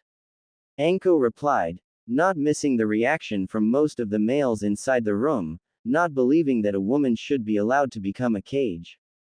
That's most unfortunate, I really thought that naval fleet of theirs would have been a great asset for us against our enemies in the war. Anyway, that brings us to the second part of your report, that man from Wave that supposedly possess a fleet of his own. Tell us more about him. Danzo said. Anko told the council everything that happened during those meetings between them and Naruto. She had purposely been vague about him in her report, since she basically knew close to nothing about the mysterious blonde. She told them how he transformed Wave from a piss-poor country into one of the richest place she had ever been to, thanks to Naruto's merchant fleet and his contacts. Now, that was something that greatly interested the civilian representatives, since Konoha's economy had been less than good for the past decade and Fire Country had several naval ports towns that could use such help. The shinobi representatives had been impressed by the man's resume, since Anko took out a bingo book she bought and opened it to Naruto's page for everyone to see his profile and the result of his actions. Needless to say, all have been deeply surprised to see who the man had defeated, Yagura, Jinchuriki of the Sanbi and former Mizukage of the Hidden Mist himself. When Anko described the strange powers that the women in Naruto's crew all seemed to possess, added to the fact that Naruto himself had told her how he cancelled his contract with Kurigakure, Danzo was convinced too, that a meeting with that mysterious masked man was necessary. Danzo still valued strength above everything, and this man, this mercenary, seemed like everything the Leaf was currently looking for. Konoha needed alliances, yes, but the sort of long-time alliance he would have been forced to deal with Kiri, like he did with Suna, was not in their best interest.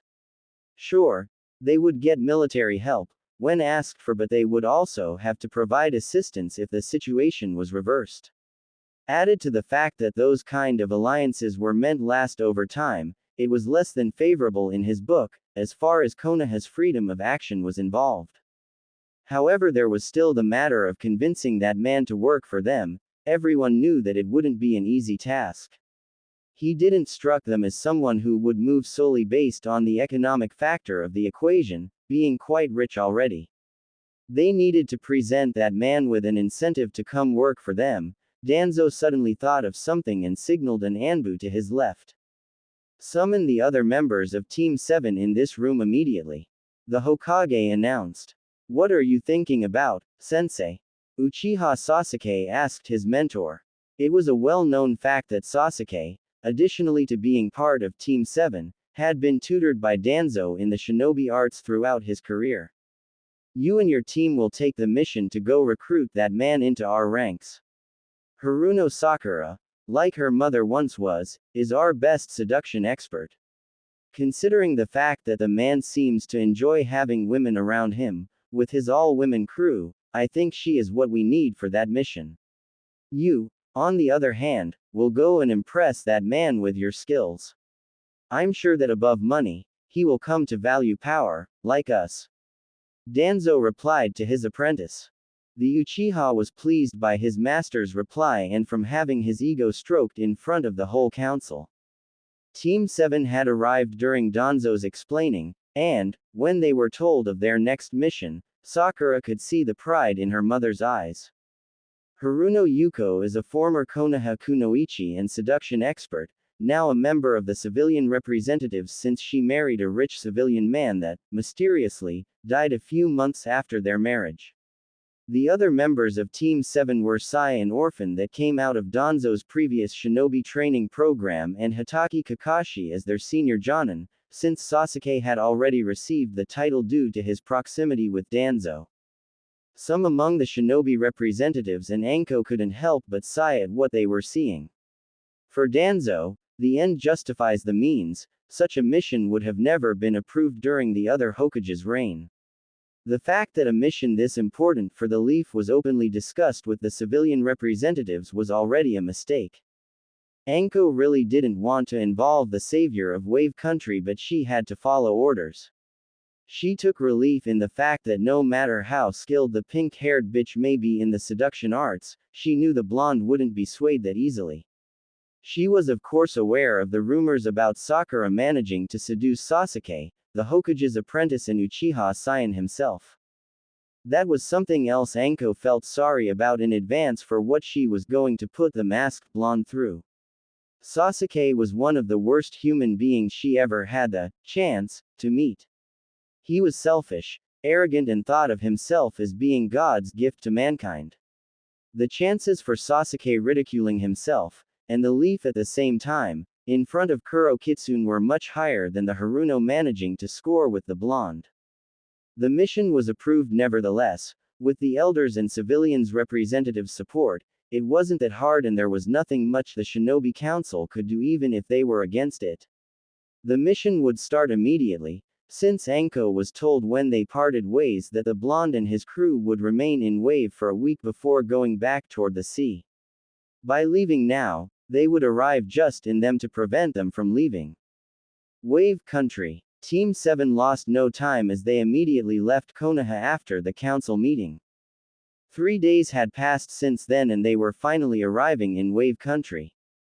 True to Anko's report and that picture they had seen in the bingo book, the only way to reach Wave was by boat, since the bridge that connected it to the mainland had been destroyed.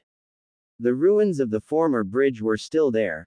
Kakashi and Sasuke could not help but wonder what kind of technique was used to obliterate that gigantic structure to such an extent. All they knew is that the man only used one punch to achieve that result. The boat trip was a short one and they were now walking through some kind of a local festival. It was the middle of summer, so that wasn't so rare. People were partying and enjoying themselves peacefully. The Konoha nins were surprised at how careless they all seemed to be, for such a rich-looking village.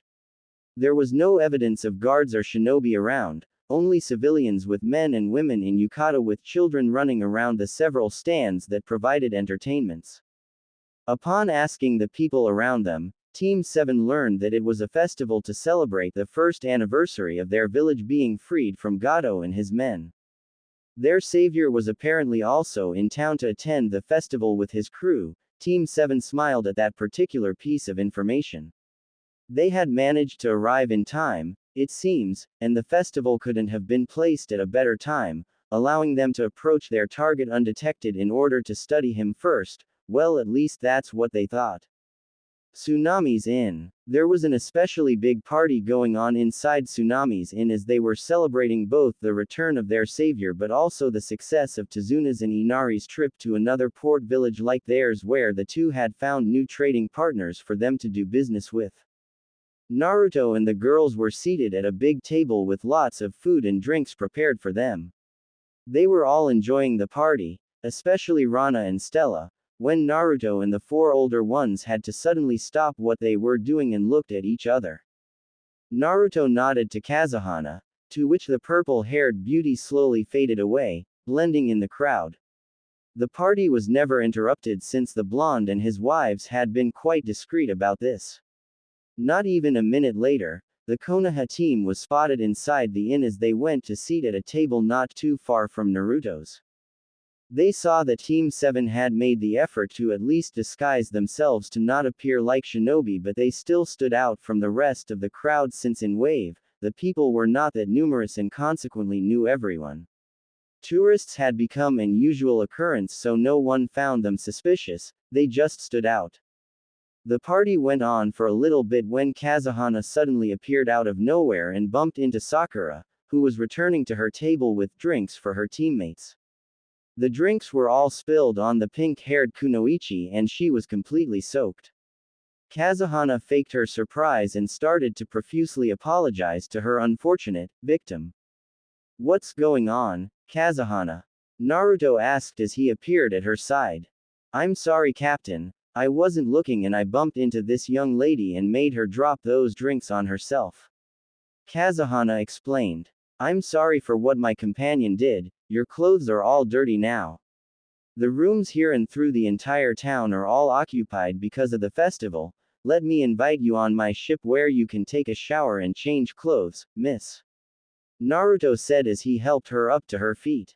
"Sakura. My name is Haruno Sakura," she replied, not able to hide the blush on her face at how gentle this man seemed to be with her. "Well, Sakura-san, what do you say? Your friends are welcome too, of course," Naruto asked her. I will gladly accept, sir. Sakura replied. You can call me Kuro Kitsune.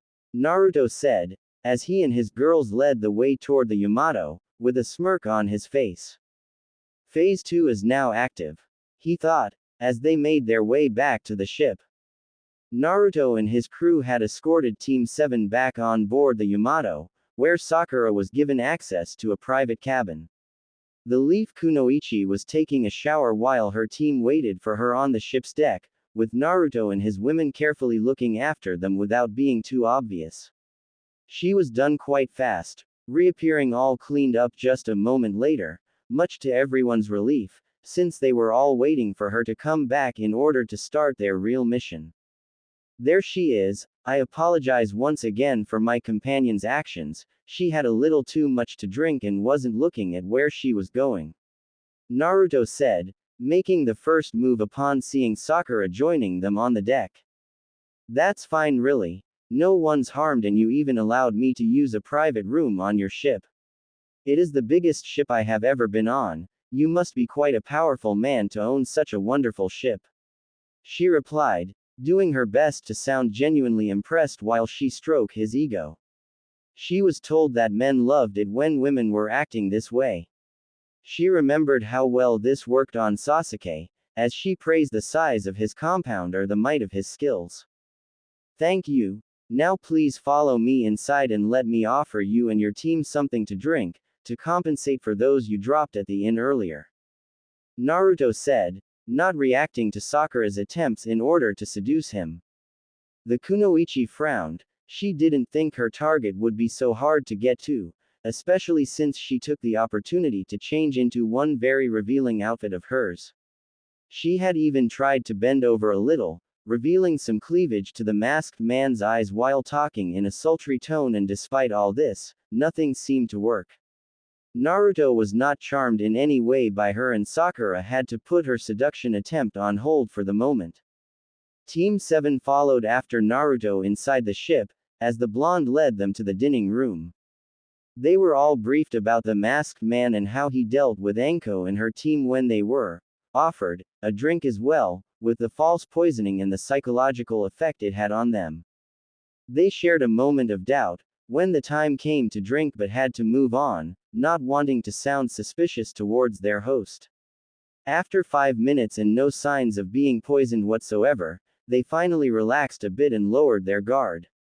Sakura tried her chance again with Naruto but failed miserably, missing the smirks on each and every one of Naruto's women when the blonde completely ignored her. So, travelers, what brings you in this lovely part of the elemental nations? Naruto asked his first serious question after some previous empty talk to ease the mood. You don't seem to be a member of this town, how did you know we were travelers? Kakashi tried to ask while keeping a neutral tone, answering Naruto's question with a question of his own. Well, that's easy. I do a lot of business around with the citizens of Wave and come here quite often. I know pretty much everyone here and never saw any of you before today. Naruto replied quickly. Seeing his host waiting for him, Kakashi decided to give Naruto the reply to his question. To answer your question, we were in fact looking for you, Kuro-san. I am Hatake Kakashi and here is Team 7, you already know Haruno Sakura, the other two are Uchiha Sasuke and Sai. We are shinobi from the Leaf and our leader wishes to speak with you. We would like for you to assist us in the war against our enemies, as a subcontractor, very much like you did for Kurigakure during their civil war. Kakashi said as he analyzed Naruto's demeanor throughout his report. He couldn't find anything of use as Naruto remained perfectly still and silent, not betraying any emotion about the odd request he just received. I guess you knew where to find us when Anko-san and her team were debriefed. We did tell them we would stay here for a week after all. Now, she should have also reported that I am first and foremost a businessman. Why should I even consider putting mine and my crew's safety in jeopardy for your village? Naruto asked, not missing the scowl on Sasuke's face. It was beneath an Uchiha to beg for some stranger's help. Sakura was still angry at her failed attempt to seduce the blonde and Sai. Well, he seemed completely unconcerned. Kakashi decided to intervene before Sasuke could snap and ruin their chance to convince the masked man to help them. Our leaders were impressed by your skills. You just name your price, whether it be money, power, or anything you want that we may have the ability to grant you. Konoha is willing to cover any expense in order to have your backing in this matter. This is the offer I was allowed to present to you, Kakashi announced, not missing the stunned looks on his teammates' faces. That's a most intriguing offer. For your leaders to extend such a deal, they must either believe that I am that powerful, or your village's situation has become desperate enough for them to promise such a thing. Nevertheless, you've earned at least my attention. I will go and directly negotiate with your Hokage. Naruto replied with a smirk hidden behind his face mask. Not so fast, Sasuke suddenly yelled, jumping from his seat. Kakashi just sighed and was about to stop the Hokage's apprentice when Sasuke found himself restrained by 4 blades aiming at vital points of his body. Mia, Kazuhana, Miria and Galatea had appeared all around him at blinding speed and currently had their swords ready to neutralize the hot-blooded Uchiha. The ninja from Konoha couldn't help but look with widened eyes as their comrade was about to get himself killed. Naruto raised his arm, signaling his wives to stand back while he calmly looked at Sasuke. What seems to be the problem, Uchiha? Naruto asked in a neutral tone, though no one could see the grin on his face hidden by his mask. I don't trust that snake bitch's report. Before we allow you to go in Konoha and present yourself before our High Council, I want to witness your so-called power with my own eyes. Fight me in a duel and we'll see if you're worthy of our offer. Sasuke said, with anger in his voice. So you are a bit of a businessman yourself. Still, I wouldn't want to bank on some stranger's powers without taking a good look for myself first as well. Fine, come with me, I'll show you who your village is trying to hire. Naruto said as he left the room, his women and the Konoha shinobi following right after him. Forest area outside Wave Village. Naruto's group and the Konoha team had gone outside the village for that little demonstration, not wanting to disrupt the festival and ruin the mood with their visitors' bad manners. They were now inside a forest with Naruto and his girls staying on one side while the Leaf Shinobi were on another side. Naruto and Sasuke made their way toward the center of the area, standing face to face.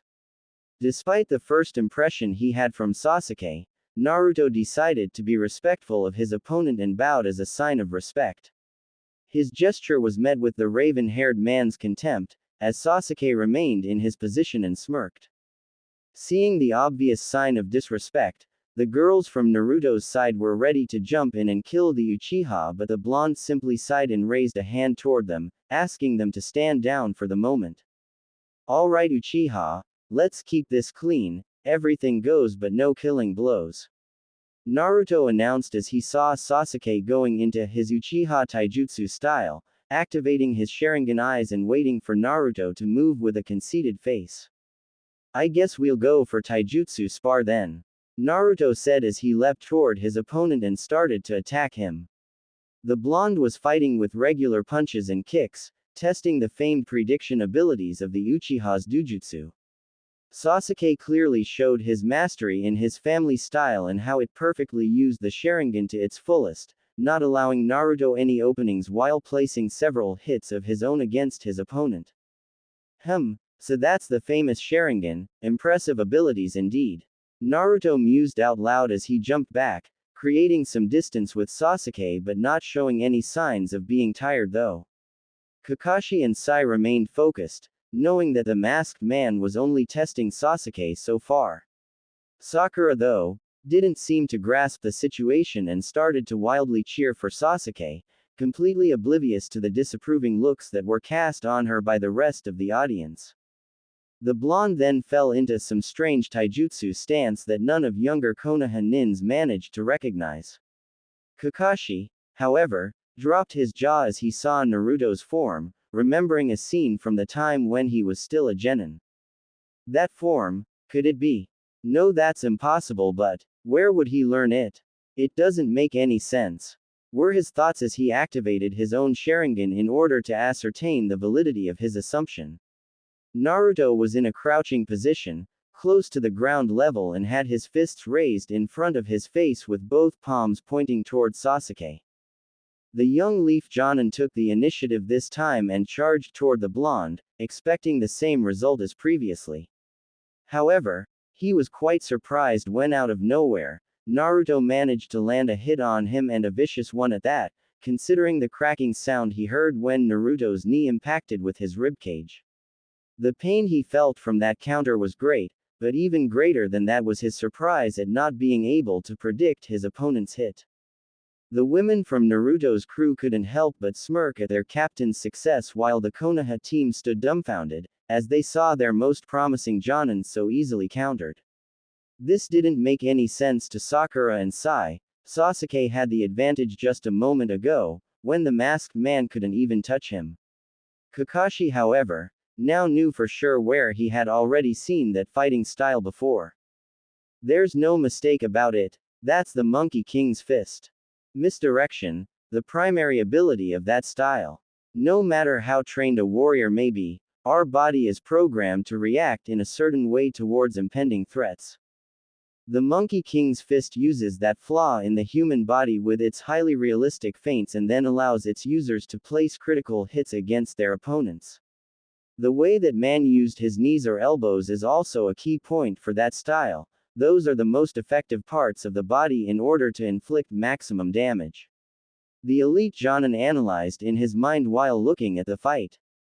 Burning in anger, Sasuke stood back up and ran toward Naruto again, his Sharingan still activated. His opponent simply stood there and waited for him to get into striking range and launched another devastating counter against him. This time Naruto managed to elbow Sasuke behind his head, a hit that would have been enough to kill the Uchiha if the blonde so desired. Fortunately for the Konoha team, Naruto held back his power and deflected his blow at the last moment, choosing to instead knock out the arrogant fool for this time. Our Sharingan is completely useless against that style, since it amplifies that instinctive reaction's flaw, focusing our attention on the feint instead of the real attack. The form itself is quite impossible to copy, as the moves appear as a set of complete random attacks with no link nor logic behind and between them. There has only been one man that has ever mastered that style throughout the ages, the man praised as the Kami no Shinobi in his prime. Also said to have studied and learned every single jutsu and style that has ever been created in Konoha since its foundation, Hiruzen Sarutobi, the Sandaime Hokage. How could that man come by such a style? Is it possible the Sandaime taught him? Kakashi wondered as he ordered Sakura and Sai to go retrieve their unconscious teammate. Well, I guess he won't need to test my skills any further than that. Naruto said with a chuckle. I've seen enough of your skills. Forgive my subordinate for his rudeness, he's not used to meeting stronger people than him and that made him grow arrogant. I hope his confrontation with someone like you will bring him back into reality. Kakashi replied to Naruto, not wanting to confront the blonde on how he knew such a taijutsu form, at least not while they were in a hostile territory. That could wait until they are back in Konoha. Please allow me to invite you and your team on board our ship for the night. Your teammate will remain unconscious until tomorrow, so we'll have to wait for him to wake up before we leave for Konohagakure anyway. Naruto said as he led everyone back to his ship. Yamato flagship. Team 7 were escorted to private guest rooms on board Naruto's ship and all went to bed. They were given the same restrictions Team Anko received, allowing them to roam every part of the ship except for Naruto and his crew's quarters.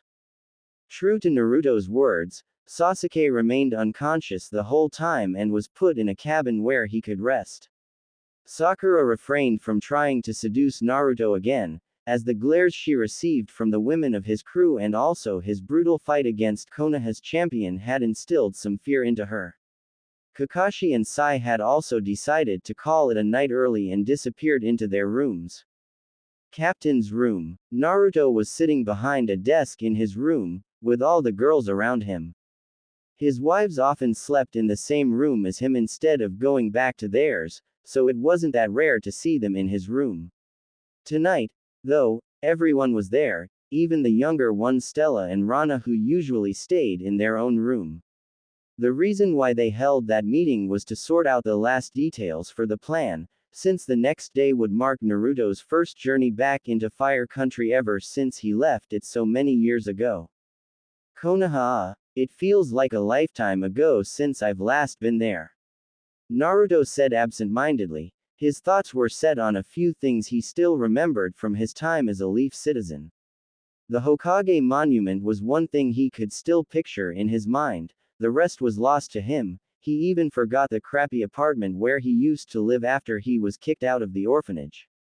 Are you sure you want to go through all this, honey? Mia asked him, as she placed a hand on her husband's shoulder, trying to bring him some comfort. It obviously worked since Naruto felt slightly better and seemed to relax a bit after that.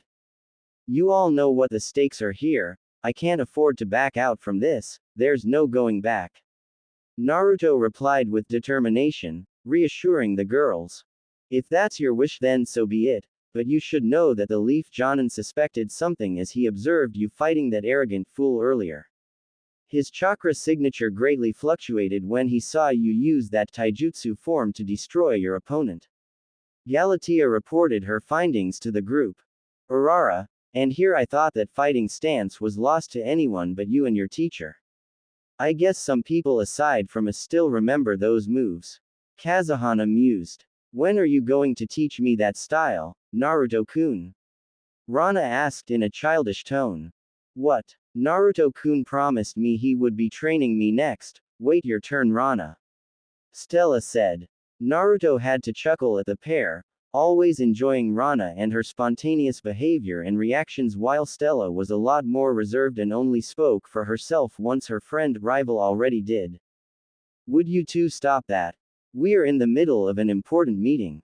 What do you plan to do, should they find out who you are before it's time to properly announce your return in the elemental nations? Miria said as she silenced the younger girls. You worry too much, my lovely Miria-chan. This style is not so easily grasped and there are some special circumstances needed in order to learn it, that's why they can't counter nor copy it, even with their special eyes. Granted, I used it thinking that no one alive could possibly recognize it, but if they confront me about it, there are many ways around the truth without exposing ourselves or sensei too much. Naruto replied. What's that old fool doing anyway? It's been an eternity since we last heard of him. Mia asked. Ha ha, I'd like to know that as well, Mia-chan. He'll let us find him when he's ready to be found out, you know how he is. Anyway, there's one last thing I need to say before we stop for tonight. Naruto replied. What is it, Naruto-kun? Mia said. I'm sorry if I can't show signs of affection to any of you in public. You all know how I love you, but I can't let them use your relations to me in order to harm us. We will have to keep a low profile for a little bit longer, I hope you can forgive me. Naruto told the girls. They all looked at him as if he grew another head and then smiled. Now that's you who worry too much, my dear husband. Miria teased him back. We all followed you knowing your plan, you don't need to worry about such thing. As long as we know where your heart is, that's all what matters to us. Kazuhana added. Anyway, let's call it a night. The Leaf Nins are all sound asleep and so should we. The road back to Konoha will be a long one. Galatea said as everyone nodded. She had to make sure no one would try to eavesdrop on their meeting, so she finally released her censor technique after that. Konohagakure. Front gates. The trip back to the Hidden Leaf was every bit as they expected it to be, with Sasuke's continuous attempts to fight Naruto again, once he woke up. Apparently he didn't learn a thing from the fight, stating that his opponent had a couple of lucky cheap shots at him. Naruto humored him once or twice, always using the Monkey King's fist and frustrating the Hokage's disciple to no end as he couldn't counter nor copy the moves even with his Sharingan. Sakura also tried her chance at seducing the masked man again, even with their mission of bringing back to the Leaf successful, she was also frustrated that a man dared resist her womanly charms. It also motivated her to know the man easily bested Sasuke, one of the most promising shinobi of her village. Unfortunately for her, she failed again, under the amused eyes of the women from Naruto's crew. Kakashi and Sai remained quite discreet during the whole trip back, each of them having different things to report to their superiors about the blonde and his crew. Naruto thought Kakashi would try to approach him and learn where he had been taught the Monkey King's fist, but the gray-haired ninja did nothing of the sort. The group now stood in front of the imposing main gates of Konohagakure.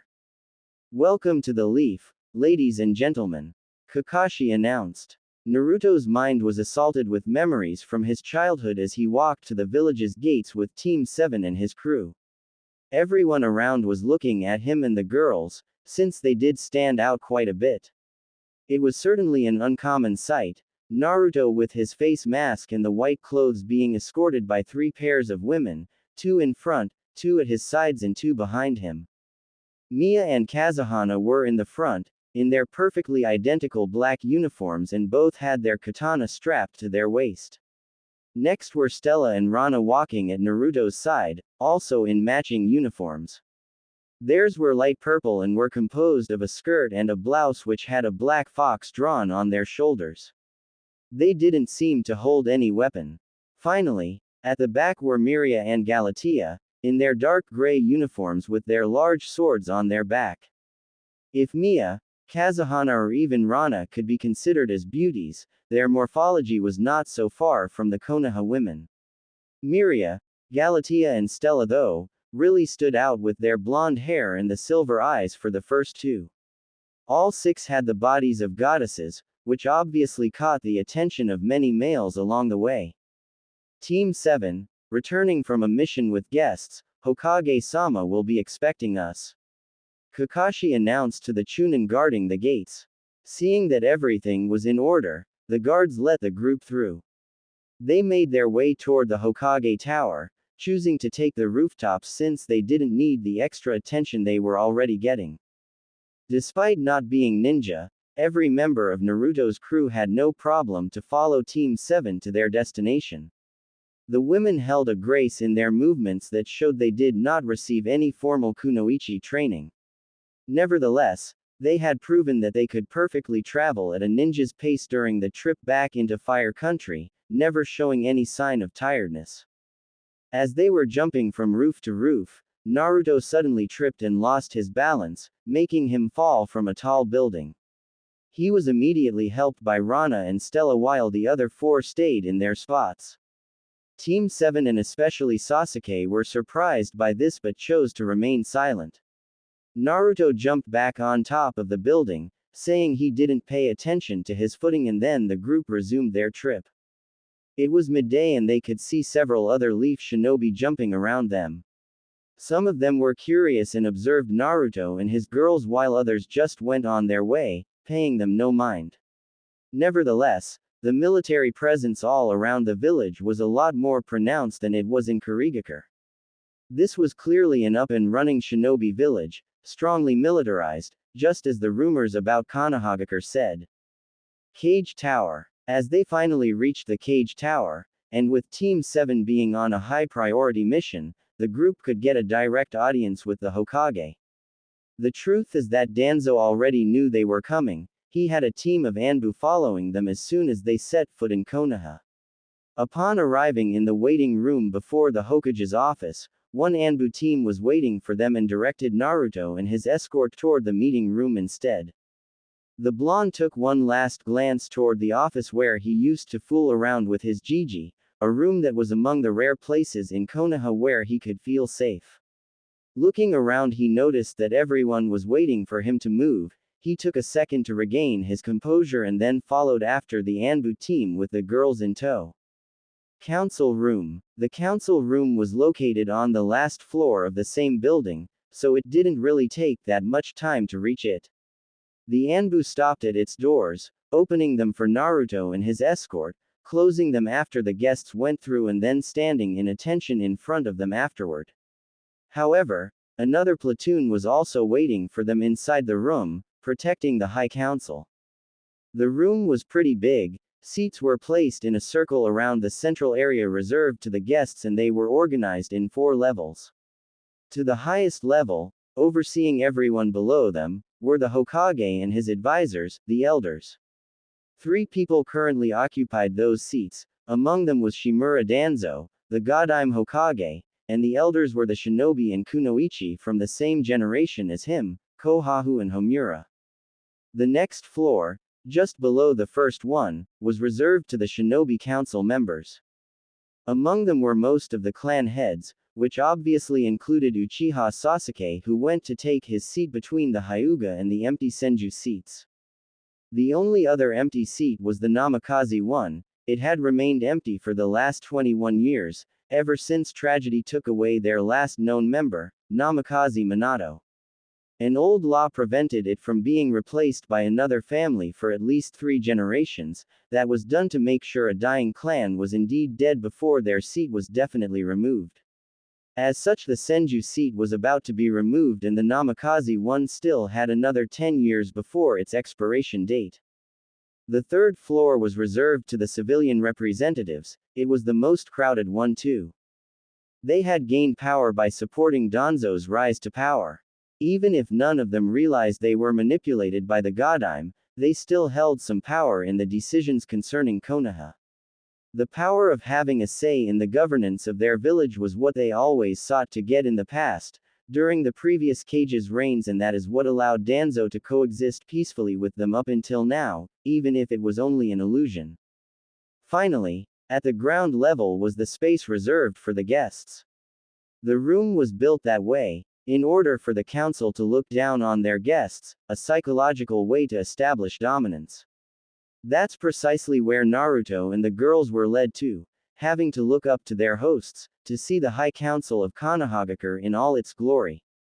Team 7, returning from our mission, Hokage-sama. Kakashi announced as he, Sakura and Sai were standing near the doors. They were not the guest, nor did they have a right to seat in any seats within the room.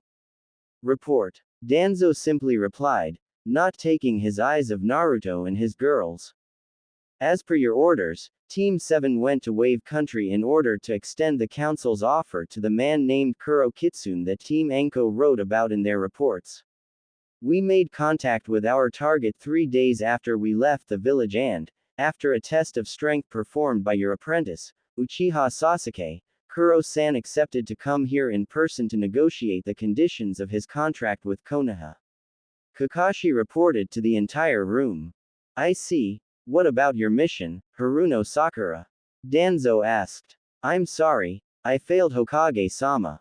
Sakura replied, keeping her head down, not daring to look back at her leader nor to her mother in the civilian representatives. Failure was not easily accepted, neither from Danzo nor from her mother, and she knew she would most likely hear about it again later. Naruto was starting to feel annoyed. They were speaking as if he was not even present in the room. He knew more or less what Sakura's mission was about, with the pink-haired kunoichi trying a few times to get inside his pants, never to succeed. By doing this, they most likely wanted to get a way to influence his decisions in the upcoming negotiations. Nevertheless, Naruto displayed a calm and collected behavior on the outside, not wanting to give in to his hosts. It was fair game since he kinda did the same thing with the 2 Konoha teams that visited his ship after all. Welcome to Konohagakure. I am Shimura Danzo, Godime Hokage, and this is our village's High Council. May I ask who is traveling with you, Kuro-san, and is there any other name we could call you? Danzo finally spoke, acknowledging Naruto's presence. The blonde narrowed his eyes at the hidden meaning behind Danzo's question. 2 strategic points were raised, his true name as well as the identities of the girls. This man was certainly skilled in the arts of interrogation. Naruto knew he would have to be careful in his answers around this person. A name is of no consequence in the matter at hand. You may call me whatever you wish, even that name in the bingo book is good enough. The women around me are my personal escort, they act as my bodyguards as well as my counselors. Now, proceed with your proposal. I have only heard part of what it entailed and came here in person to see for myself. Naruto replied in a neutral tone, not betraying any emotions behind his mask. Whispers were heard all around, as the representative studied the man in the center of the room. It was certainly uncommon to have someone not bending to Danzo's every wish. This time, Danzo was the one narrowing his only visible eye toward Naruto. This was indeed a man not used to being told what to do, nor was he stupidly answering questions with no control over his emotions, very much unlike his own apprentice, Danzo had to admit. You will answer the questions Hokage-sama asked you, or face the consequences. The shinobi representative with a haircut in the shape of a duck ass suddenly yelled, confirming his master's previous opinion about his lack of control over his emotions. Did you receive some kind of a head trauma from the fight you lost to me, Uchiha? Or maybe my hearing is failing me, as I almost heard you say that you were demanding things from me. I will now remind the honorable members of the council that anything you say within these walls shall be used in the consolidation of the contract you so much desired with me. Naruto replied. Very well, what do you want, Kuro-san? No one is to speak up again without being invited to, am I clear? Those who disobey will face the consequences. Danzo spoke the last part of his sentence while looking at Sasuke, clearly signifying him to shut the hell up. The Uchiha seethed in anger and remained silent, not wanting to cross his master. Straight to the point, I see, fine by me. I want a copy from your scroll of forbidden Kenjutsu. Before any of you start yelling in outrage, let me say this. You have nothing to offer me that I don't already have, that is the price of my services, and I'm not settling down for anything else than this. Naruto said, looking straight into Danzo's eye. The entire room turned silent, waiting in anticipation for their Hokage's reply to such a demand. The War Hawk never broke eye contact with Naruto, studying his every move as if the blonde was a prey for him to feast on. Let's imagine I would allow that deal to happen. It's only fair you tell me what you seek inside that scroll. After all, that's one of our most precious treasure. It holds many secrets that were put in there by my predecessors. Put in the wrong hands, it could in turn become one formidable weapon against us. Danzo said, not caring about the looks of disbelief from the council members around him. Believe it or not, I have more gold than I could possibly spend in several lifetimes. I once lived as a slave and shall not allow anyone to ever become mine. Finally, I'm not interested in friendship or love, those are useless emotions, not fit for a man in my position. Power and knowledge, however, are things I seek. A man in your position should understand this better than anyone else. That scroll does represent the ultimate knowledge your village has to offer, and that's why I want a copy of it. Naruto replied. I see. Before I give you an answer, tell me, what would Konoha gain from having you as a partner? What difference would your participation bring in our conflict against Odo, Kumo and Iwa? I will need more than your profile in the bingo book or you defeating my student to grant you access to our most sacred scroll. Danzo told him. Well, for starters, how do you even plan to win a war against an enemy that owns at the very least 4 Jinchuriki, while you only have the Ikibi, a highly unstable host if my spies are accurate? I heard that you even lost your own Jinchuriki 15 years ago, and while I don't know why or how it happened, I can see that the odds don't look so nice from your point of view. Well, I am the one who killed Yagura, Jinchuriki of the Sanbi, so I think my help would be greatly appreciated in that department. Naruto started, seeing many head nodding at his reasoning. I know for a fact that you are not only facing 2 of the great 5 villages, but that minor village of Otogakure as well. Orochimaru was once among the very best of your warriors, since he and his teammates were one of the reasons for your village's successes in the previous shinobi wars. Said team is currently Mia, in fact you haven't heard of them in decades. Your opponent, however, has several veteran shinobi in its ranks while your side also lacks in that field. Me and those who fight alongside with me have years of experience in fighting such opponents. If you want a proof to back my claim up, Anyone among my escort could easily best any of your elite guards that are currently hiding in the walls of this room. Naruto added.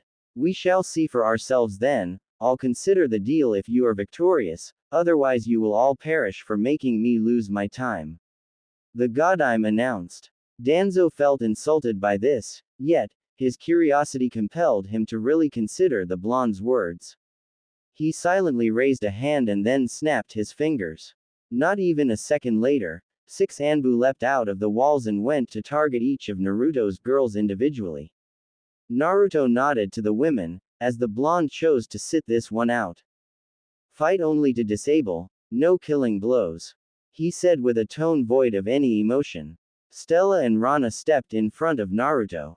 Seeing the two young unarmed girls, the elite shinobi didn't stop and charged in, ready to go through them in order to get to Naruto.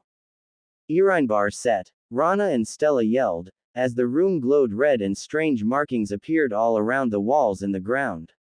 The Anbu that were already in the air instantly fell down on the floor while the others that had yet to move found themselves stuck on their feet.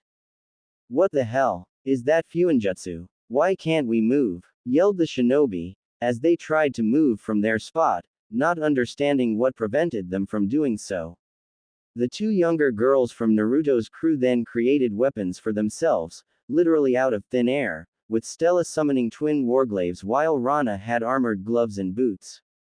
Excel turn. They both yelled, as they moved toward their opponent at extraordinary speed and started to disable them left and right. It only took but one split second and their battle was already over. The 6 Anbu that went against them were knocked out and they never even saw where each hit came from. Silence reigned once more inside the council chamber as everyone, with no exception, had their eyes wide open while staring at the two youngest warriors from Naruto's guards. They had just taken down 6 of Konoha's own elite forces without even breaking a sweat. Even Danzo was stunned as he saw the battle, right in front of him. Even more surprising than the fact that those Anbu had lost, what really impressed the Godime Hokage was that those girls' ability, whatever it was, also prevented him and everyone else in the audience to move. Only when they had returned at their leader's side that their technique was lifted. What was that? I've never seen anything like this. Was that some kind of a bloodline that allowed them to stop everyone's movements? The Hokage asked Naruto with excitement in his voice. He was already thinking about the possible applications for such a power against his enemies and how to force the blonde into marrying those girls with shinobi from the leaf. Yes, something very much like that. Naruto stayed as vague as possible but started to frown when he saw the Hokage's calculative gaze on Stella and Rana.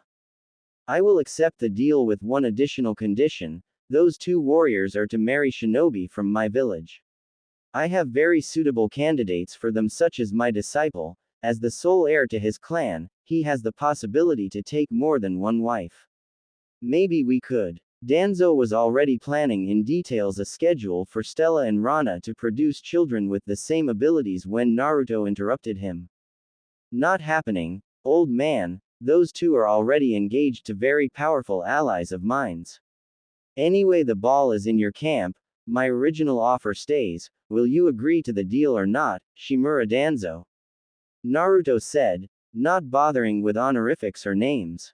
He had to hold back a lot in order not to snap and kill everyone in that room when Danzo tried to take Rana and Stella from him as if they were mere objects for him to dispose of. The War Hawk remained impassive at Naruto's ultimatum. His silence was starting to get annoying for the blonde, when Galatea suddenly pulled him back, as her eyes flashed from their original silver state to a golden color as she channeled Yuki into them. He's trying something against us with his hidden eye behind those bandages. She announced as Danzo's only visible eye widened. He immediately stopped what he was trying to do, stood up and then spoke again. It would have been so much easier for you, had you remained oblivious. Now I fear that things will get more complicated for you, much more complicated. It would have been easier with your cooperation, but I guess we'll have to force your troops to obey us, and they will, once they see their leader as our prisoner. You are a fool for coming in here with so few guards to protect you. No matter how strong you all are, you cannot hope to get out of this place alive. Danzo finally announced, as he put a hand on a secret seal under his desk and Anbu instantly started to appear all around the room. Don't worry for your women, I'll take good care of them. They will all help me restore the Uchiha clan by strengthening its power with their bloodlines. Sasuke said with a smirk as he went to stand behind his master while ogling the women. No one could see the smile Naruto sported behind his mask as he looked around him. He went to stand in front of Rana and Stella, holding them back as they were already trying to jump out and raise hell. He gave his 4 wives a nod and then turned back toward Danzo and Sasuke. Did you really think I came in here, risking mine and my guards' lives, without an emergency exit strategy? Show him what I'm talking about, girls. Naruto said. Kori no Sakai, Kamikakushi. Galatea and Miria called out as they launched their combination attack in order to stun and disable the first Anbu teams that tried to get closer to their group. As soon as they were done, Mia and Kazuhana moved forward.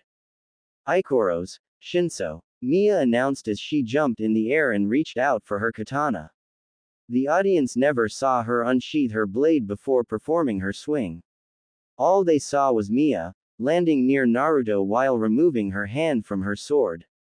Just a second after that, the room started to shift as a clean cut appeared all around the walls, just between the elder and the shinobi level. Chire. Senbon Sakura. Kazuhana's move finished the work as a gush of wind suddenly appeared and obliterated the walls, just above the cut that Mia had just performed, granting the entire room a panoramic vision of their village. Naruto did a single ram hand sign and the entire village started to shake as a tremendous explosion destroyed the Hokage monument. The blonde then started to walk toward the exit of the council chamber. That's one of the many presents I brought with me. Did you really thought I lost my footing on that rooftop earlier? If you did, then you are more of a fool than I thought you to be. Now, I think we're not welcome in this village anymore, so I propose that we leave peacefully, unless you want the next explosion to happen in a more populated or strategic place of your village. Naruto spoke to Danzo. Neither the War Hawk nor the several shinobi working under him dared to move, they had lost and they knew it. They stood, helplessly, as the blonde masked man and his escort left the room, making their way toward the village's gates. Yeah, that's what I thought, were Naruto's last words as he left the council chamber.